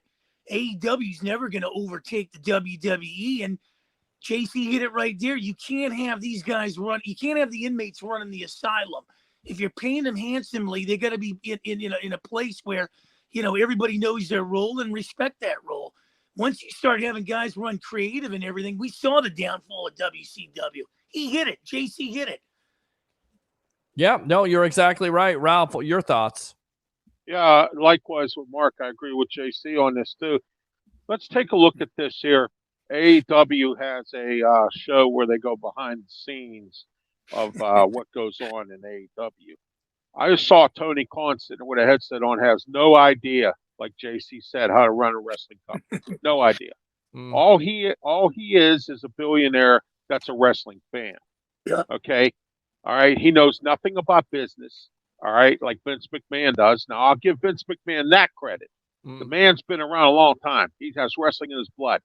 Okay. Tony Khan doesn't. Okay. And by eliminating, he chased out Cody Rhodes by eliminating the EVPs from doing their job. Okay. And then has no idea what he's doing. It's one thing to eliminate your EVPs and tell them that they can't do anything, but it's another if you're going to take control of it. If Vince McMahon had EVPs like this, he would tell them, look, you're done. I'm taking things over. Okay. Right. Tony Khan hasn't done that. He's just let the whole ship get ready to sink because he doesn't know how to run a wrestling company. And he spends too much money of his family's money. And sooner or later, the family's going to haul him to the carpet. He lost $50 million 2 years ago. And I'm going to find out how much he lost last year. Well, yeah, part of the problem. Go ahead, JC. I'm sorry. I was gonna say part of the problem too is you're right. He has so much money that he just keeps signing superstars, and it's almost like that kid that just like collects a lot of stuff but has no idea what it's worth or what to do with it. Right? Like he just collects things, collects names to get buzz, but doesn't know what to do with them once he gets them. He's like, he doesn't know how to run creative well. I mean, and again, there are some really good storylines too that develop on AEW, and I've only been watching for a couple months, so I'm not truly invested, and I don't know the history as much as you guys surely do. But just watching as a casual fan, the wrestling's fun. Like there's no doubt about it, but there's nothing that kind of really. The promos are fun, but I don't think there's anything that builds you up where you're like, this is nothing. Obviously, nothing comparative to the Bloodline, which has been one of the best stories in years. But even before that, there's nothing there that really. WCW had good storylines. They had a lack of direction, and again, inmates running the asylum. But there was at least some good storylines, that ran through it. Same thing with WWE. So it's just one of these things where he needs help, and he needs someone that's done it before, because you've got all these superstars. You're opening up a third show, fourth show. You have AEW After Dark. You've got this program behind the scenes, but what are you actually doing with the talent that you've collected? And he still wants to collect even more. Well, and that's the thing. And you got Keith Lee, and you really don't do anything with him. There's countless wrestlers that you got from WWE, and you haven't done anything with them. Why he bought ROH? He was supposed to put everybody, split everybody up and move people around ROH, and he hasn't done that either, JC. And I understand. Well, at the end of the day, the belt thing, the whole belt thing, it's overkill. Like, I think AEW has a perfect amount of belts, but I think when you start throwing these ROH belts into it and giving guys on on AEW the ROH belts, that's just, first of all, it's taking away from ROH. Yeah. And second of all, it just becomes too hard to track. So he's the ROH champion, or is he? What's this? What's that? It's been difficult to follow along. It really has been difficult to follow along, and you're exactly right. And Adam Cole, I feel like finally he's getting a storyline, because he didn't have any storyline. He was a big free agent signing at the end of the day. You know what? Of course, we always talk about the NWO. What could have been if Sting were the main member and not Hogan, where there was actually another member that could have been a part of it. Kevin Nash tells the Click podcast that Booker T was one of the guys that they targeted. I wanted Booker. I wanted a black athlete. I wanted a black man, and Book was a real dude. He always has been. I remember I asked him, I said, Book, would you join the NWO? And he looked at me and said, big fella, man, Kev, I don't want to work that effing hard. You guys work every effing house show. Hey, Stevie Ray joined. Well, that's it. But Booker T and the NWO, JC, what could have been? Do you think he would have got over more then? Because remember, he didn't get over until the WCW was basically over with. Finally, Vince Russo, one of the decisions he did with putting him over finally, because Booker T was with WCW for so many years and they passed up on him. That's the reason why they lost Eddie Guerrero and Dean Malenko and Chris Benoit. And I'm trying to think of the other wrestler. It's been a long night. Perry Saturn. That's why you saw those Rey Mysterio. Talented, especially Guerrero. Yeah, Rey Mysterio. JC, Booker T. Guerrero. Yeah, Booker T and the NWO, JC. What would you have thought of that?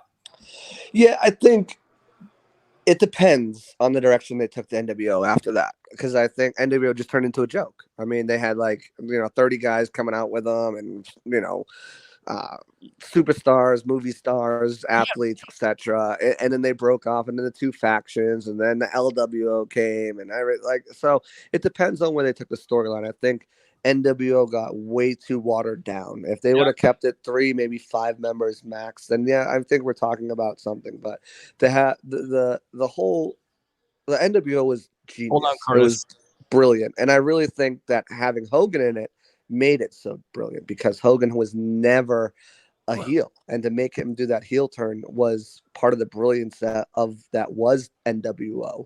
And I don't know if that would have resonated as hard if it was Booker T over Hogan, but it also depends. You have the Outsiders split off and make NWO black and red, and then eventually they come back to black and white. And what's the storyline going to be there? Because it was watered down, and they ruined it, and then they all got back together again, and then the finger poke of doom, which is probably the worst moment in wrestling history. It ruined. Second most worst moment. First is always going to be Owen Hart.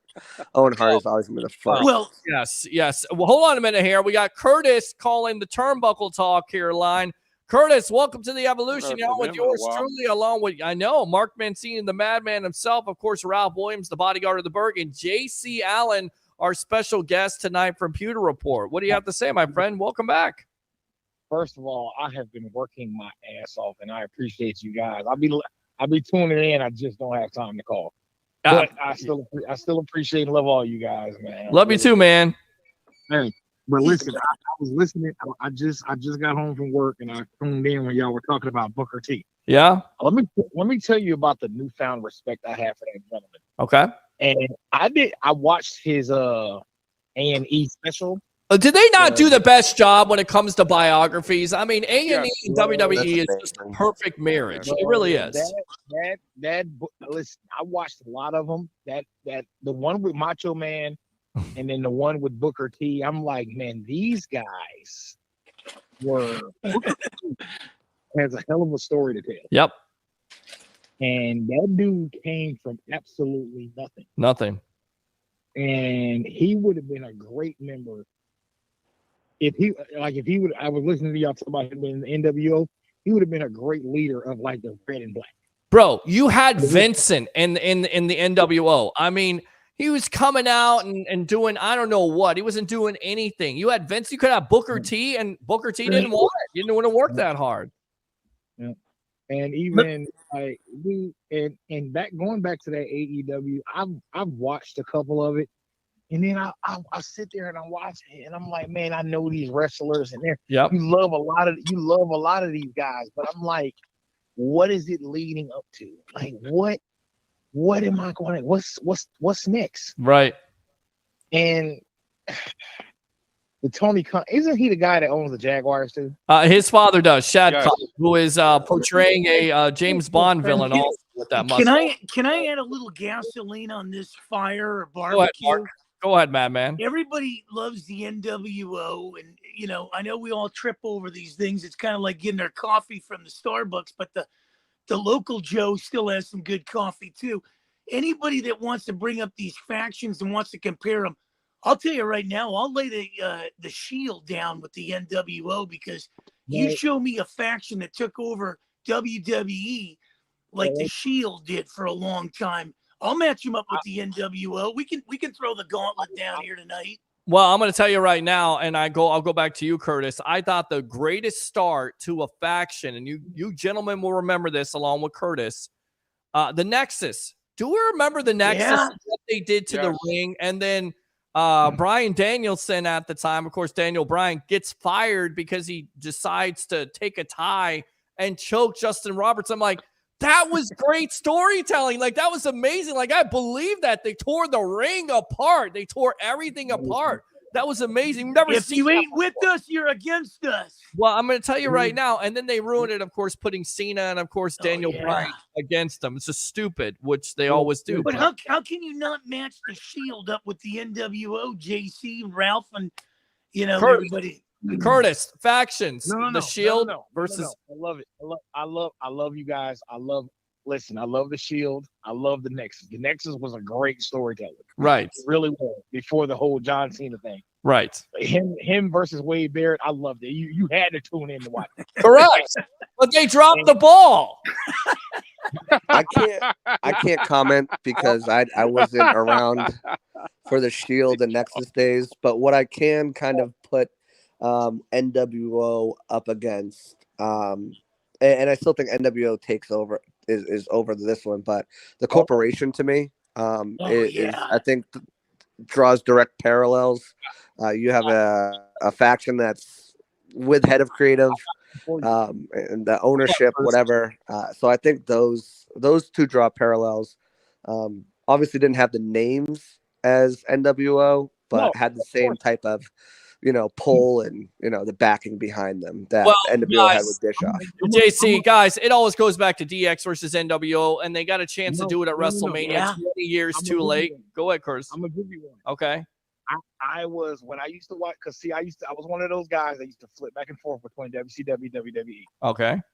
I used to wait for Raven and the Flock. Oh my God. Yes. Raven and the Flock. At ringside. What about me? What about Raven? But you bring up, Peter, you just brought up something. They dropped the ball on that whole thing. Yes. You know where they also dropped the ball? What is that? When they were teasing with Bray Wyatt bringing Undertaker and Kane, that whole thing would have been just simply amazing. Okay, well, what you're talking about is having Undertaker go over on Bray Wyatt when Bray Wyatt should have went over on the Undertaker, and that torch should have been passed. And then you had the intrigue a couple months ago where Undertaker says something to Bray and Bray comes something back, and then Bray goes out with either an injury or because he's not over his friend's death and Huber. CM Punk had a faction too. I couldn't remember the faction he had. He had some, right. Yeah. You can't forget about. I always wanted. You can't forget about. I was gonna say I always wanted Kane and Mankind to join the ministry back in the day. That I thought that would have been awesome with the Brood and Minivera and Right. Well, you had Kane and Mankind all what about together. the corporate ministry where you had Vince and Shane and the corporation, and then you had Vince come out?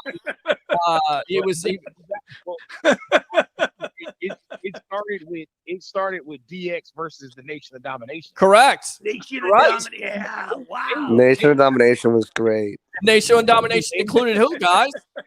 Owen Hart. The Rock. The Rock, Ron Simmons. And Ron Simmons, too. Yep. Mark Brown. Yep. D'Lo Brown. D'Lo Brown's head shake. Head shake all the time. And then you also And Mark Henry was in there too. Godfather. Oh yeah. Was there? That's why you have to bring back, if you're gonna get CM Punk involved in the WWE, I think you got to bring in Dean Ambrose too. Oh, I'd love to see Dean Ambrose. You guys, Hey, he might be coming back to the WWE because there's some issues with creative with him in AEW. There's always creative issues. Go ahead, Curtis. do you guys remember the promo when DX came out as the Nation? That had to be. That was great. My God, and they could never do it. They could not do that these days. They would. They no. They made fun of Owen Hart's nose so much it was hilarious. Oh, dude, the aardvark. I look like. Why do I look like an aardvark? Remember that? Yeah. And then you have X-Pac doing the That Mark was so Henry. great. Oh. Then they would come out with the tank. They'd come out. I am not a nugget. Oh my God.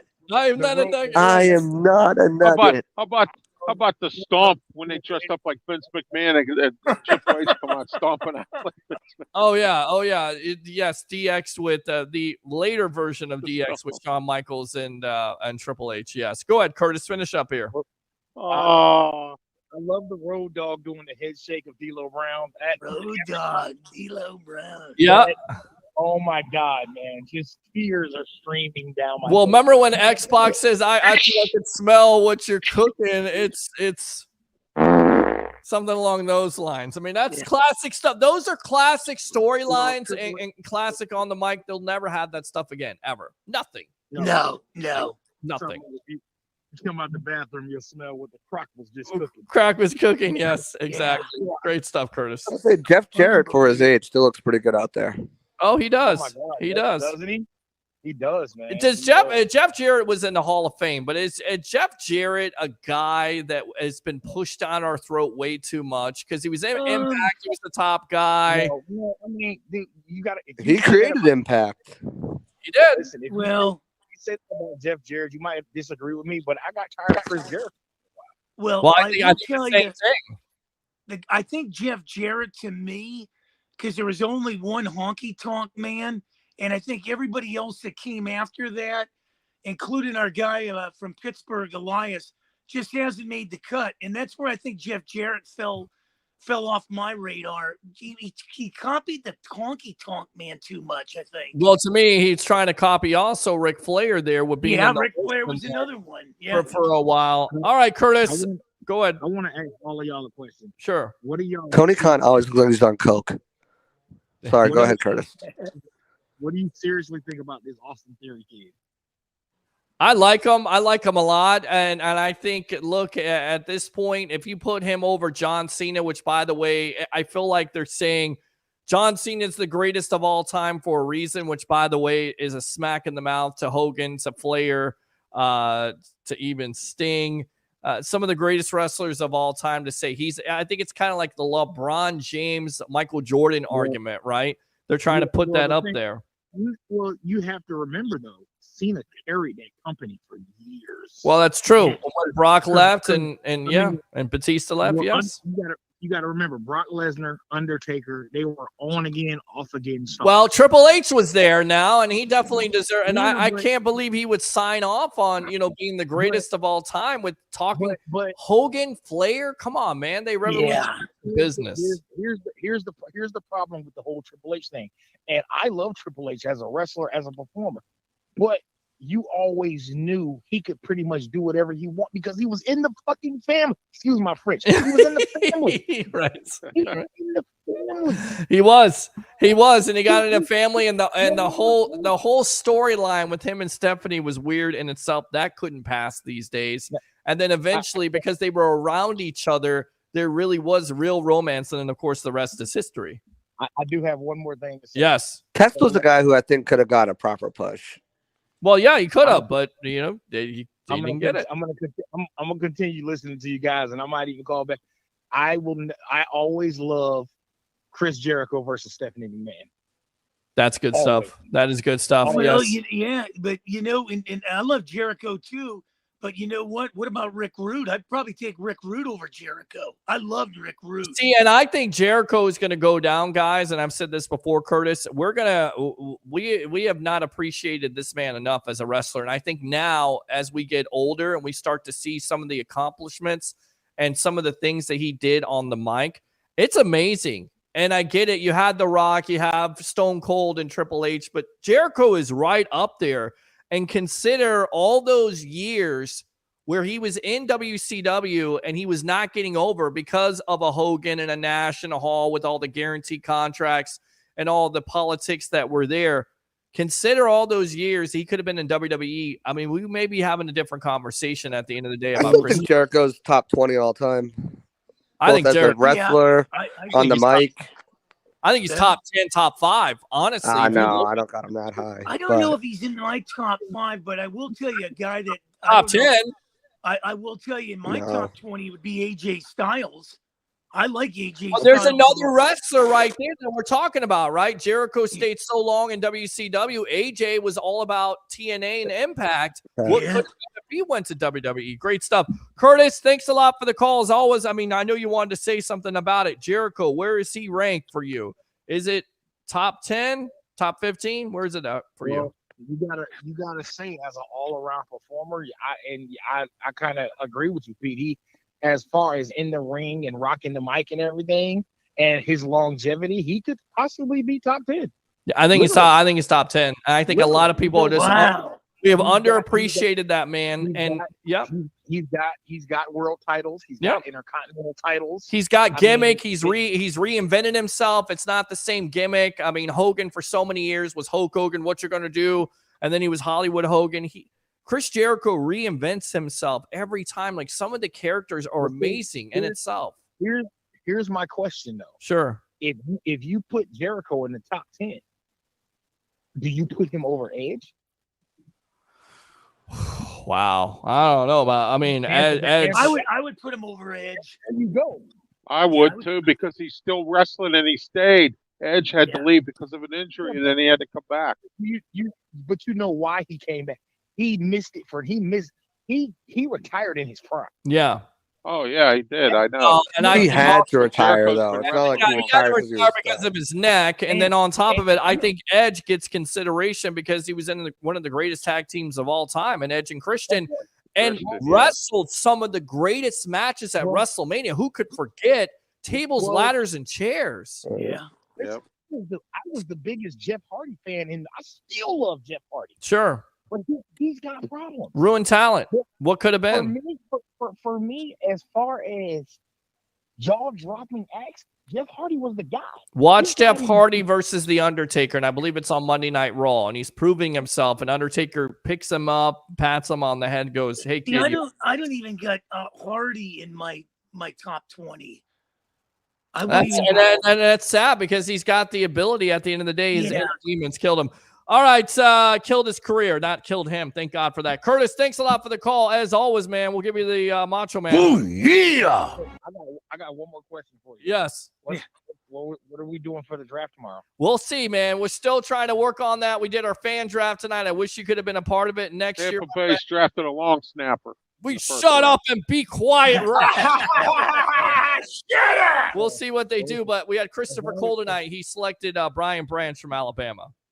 All I'm going to tell you is as long as we don't trade up for one of them quarterbacks. I don't think that's happening. I think that's a bunch of nonsense. Well, listen, you know what? All I'm going to tell you is I like a couple of them, but I'm not convinced. Okay. Well, we'll let you know where we're going to be tomorrow night. We're still working on it. If not, we'll be back here soon. Just keep on tuning into the evolution. All right, my friend? All right, guys. All right, man. Appreciate the call as always. I'll be at Stage AE in Pittsburgh. And I got to run too here. All right, I know you got to run. Yes, go ahead, Mark. Peter, we're going to be in Tampa in a week or so. The Pirates are going to be in Tampa. Well, I tell you, right now, you I gotta can't come. wait You for gotta that come one. and see me here, my friend JC. I know you got to get out of here. Thanks a lot for all your time tonight. Love JC. And Love the calls. go ahead and Thank promote you. yourself, my friend. Yeah, guys, follow me on Twitter at JC Allen NFL. They took my check, but they didn't take my takes. Follow all of our content at pewterreport.com. Follow us at Pewter Report on Twitter. Pewter Report TV on YouTube. We're going to have 3 days of draft coverage live from One Buck Place. So definitely tune into that. We will have live reactions.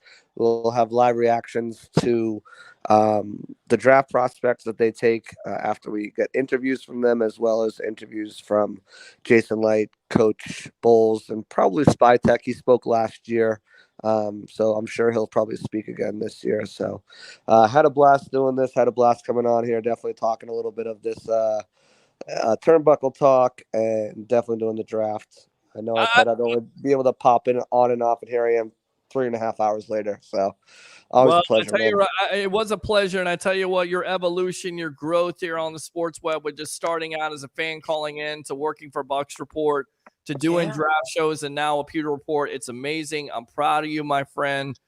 You've been, and you're definitely more than welcome to come back for Turnbuckle Talk. I'm sure, guys, you want him back for Turnbuckle I love Talk? this Absolutely. guy, man. Yeah, Come fatal back. If four-way, you want to man. come back, we'll do that. The fatal four-way. Absolutely. Love it. All right, JC, thanks a lot for the time, man. We appreciate you. All right. Absolutely. Have a good one, guys. Have All a right, great man. one, JC. All right, let's Thank go you. out to Mr. Ralph Williams. Go ahead and promote yourself. And by the way, congratulations on the new job. Yes, sir. All right, go ahead and promote yourself, my friend. Well, I had to drop the Forgotten Son because now radio has finally found me again. So I'm back June 20th, Tuesday, 5 to 6 p.m. every Tuesday. Myself, Smoking Jim Frazier, Sports Corner on Beaver County Radio. Yeah, baby. So you can reach me on Facebook, Twitter, LinkedIn, and I have many shows on YouTube, including The Way I See It, Sports Corner, Talking Wrestling, and Ralph Williams one-on-one. And I'm up to 95. I gained 1 subscriber. I still need 5 more to make 100. All right, get him 5. Ralph, once again, thanks a lot for the time. Congratulations You're welcome. on the success, my friend. Thank More you. to come, and we'll see you next week. All right, my friend? Thank you. All right, good stuff there. Let me go out to the madman himself, Mr. Mark Mancini. Wow, what a show, baby. I'm telling you, man, I'm about to go 4 hours here with Dude, man, I'm jacked up, man. The Pirates won today. I do the thing with you guys, man. Going off on Harry. Ralph gets a job in Pittsburgh, man. You're doing good in Tampa. Got JC Allen. I love this, man. Yeah, and then you got this goofball right here who's telling his raw stories right there. We'll get him on and talk some Giants football in a little I love him, but my favorite NFC team growing up, brother, was the Redskins, baby. We're coming. Wait Need a quarterback first. Yeah, fighting words there. Get a quarterback. We'll talk then. All right, Mark, go ahead and promote yourself here on the Evolution. XM 203, Sirius 217, WWDB AM 860, Marianne Salad, myself. Pittsburgh Pirate Podcast with Tarek Brock, the San Francisco Giants Podcast with Alex Berg, Wednesdays with you. And by the way, Danielle Orsino and I do that Moving the Chains on Wednesday. She can't wait to get a hold of you and hear you. She's a big Giants backer. All right. So we'll definitely have to get her on the Evolution of Sports Talk Television. I will work on that, my friend. Enjoy the draft. Thanks a lot for the time, as Say always. hi to your mom. I love you, man. See you next week. Man.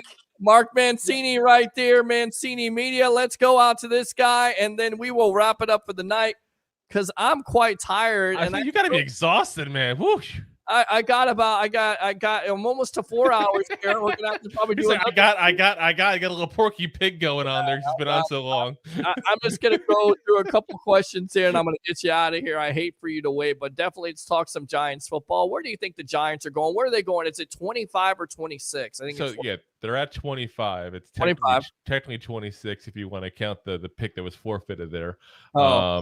Yeah, so I've heard it said both ways. I'm calling it 25. Okay, but in the end, they want a receiver. There's not really a lot of great receivers. You got Jackson Smith and Ajigba's obviously number 1 overall on most teams' boards for a receiver. He'll be long gone by the time they pick. The number 2 that we picked on our show there, and a lot of the Giants pundits I've heard said the same, is Zay Flowers to us. So if Zay Flowers is still available, he'll be taken. If not, if Jordan Addison's there, he'll be taken. If Quentin Johnston's the only one left of the big four, he will not be taken. I think he's going to keep dropping and dropping and dropping. I think he'll probably be early second round the way things are going, unless some team gets desperate. In our mock draft, we gave him to the Ravens because they just want to get Lamar back. We'll see how that works. Otherwise, if they can't get a good receiver, they'll go corner. I really hope they trade down, though. Honestly, man, this is the draft that if somebody wants to trade down, trade up, and wants to trade with you, do it. Well, and this could be a very weak wide receiving class, although you got Jordan Addison. We talked about Najigba from Ohio State, Quentin Johnston there. There's some, talk here, conversation of who is the top receiver at the end of the day. I think Zay Flowers, and the comparison is Antonio Brown. And once again, that's a lofty comparison, but you see the size, you see the speed, you see the explosive nature from this player. I think this would be a home run if you can get him. And then also there was talk about Hendon Hooker. Hooker for you guys, would you take a chance on him? Even though you just signed Daniel Jones to a contract, is there any thought in the Giants' mind to maybe take a flyer on this player? I think the only reason they talked to him was two things. One, hedging their bets in case he drops all of a sudden. If you can get him in like the second, third round, then it's not as big a deal. But I think the main reason they talked to him is they want to actually pick his brain as far as Cedric Tillman and Jalen Hyatt. I think that's the bigger reason why they actually did that. I think it was much more of a get more information on some receivers we're scouting to get possibly in the second round, as opposed to trying to actually scout the guy you're talking to. Jalen Hyatt's an interesting prospect. I mean, could he be another wide receiver that gets into that first round? I mean, he's got speed. He's very productive from Tennessee. Of course, the number one wide receiver for a hooker. Would you be happy with that pick for the New York Giants? I would be happy for us just because we already have a lot of slot receiver guys. He's played slot primarily. He's projected to be a guy who has to play the slot position in the NFL. But for another team that doesn't necessarily have somebody at that position, yeah. I mean, he's a one-trick pony when it's all said and done, but it's a hell of a trick.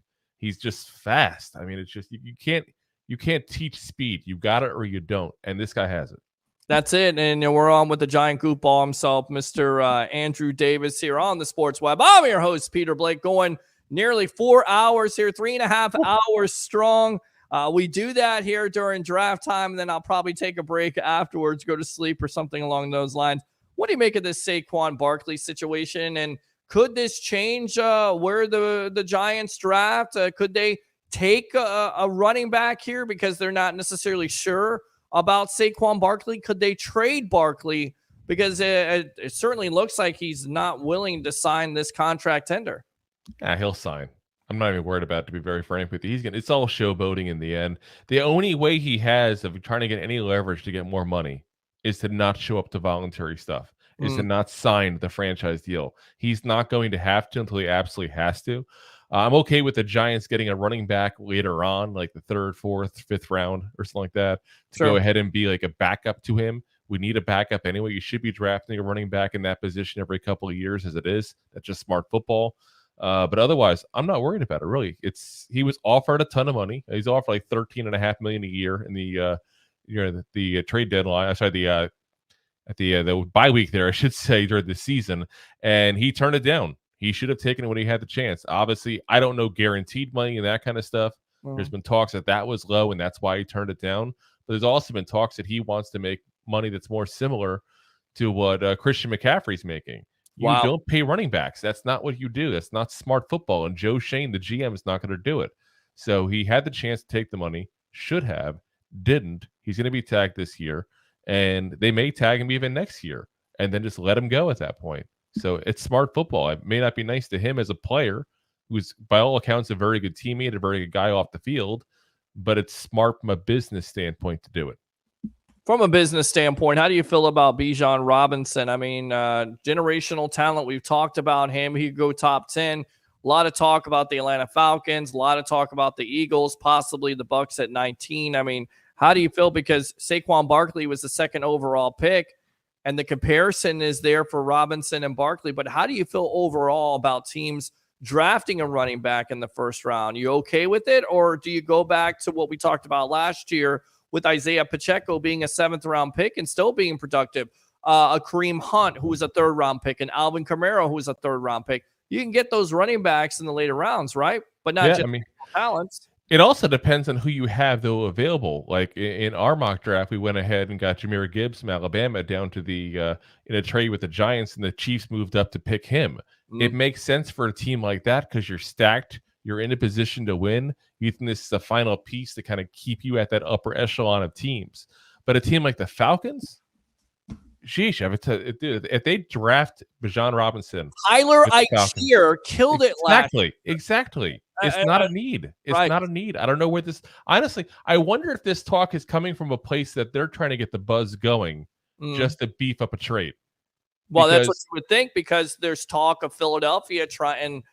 You know, that's not the talk you want, but trying to get up there and get Jalen Carter. I'm not worried about it. Davis and that team has been lots of movement this year, and you're not worried about it. But Jalen Hurts getting signed. What are your thoughts on that deal? Because you knew that was going to happen, and it's a good story. He's a second-round player. A lot of people didn't think anything of it. Now, you know that I'm a realist on Daniel Jones. I'm not the Daniel Jones lover. I'm not the Daniel Jones hater. I'm still kind of playing it out. I think he's an average starting quarterback in this league.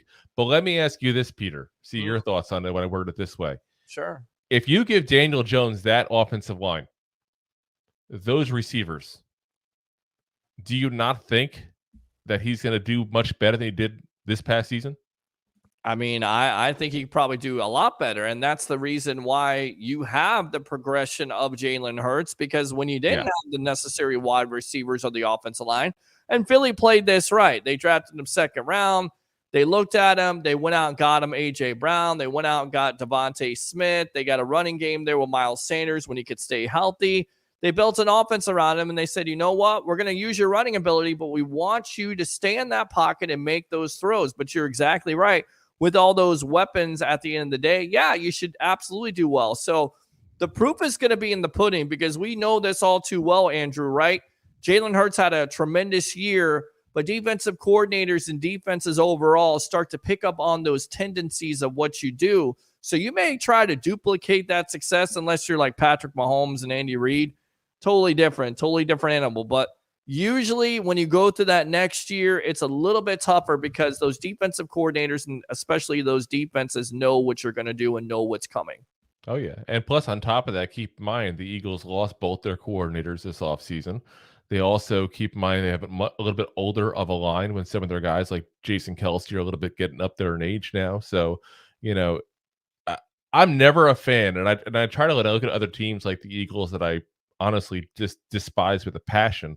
I try to step out of the Giants standpoint and look from the NFL standpoint.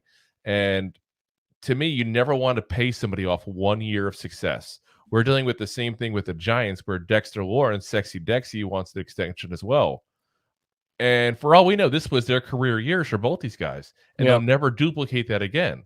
So do you want to pay for Dexter Lawrence, $25 million a year, or for Jalen Hurts, $50 million a year, to a guy that had one good year? Yeah, it's a great point. I mean, the first year was okay. Well, it's actually his second year.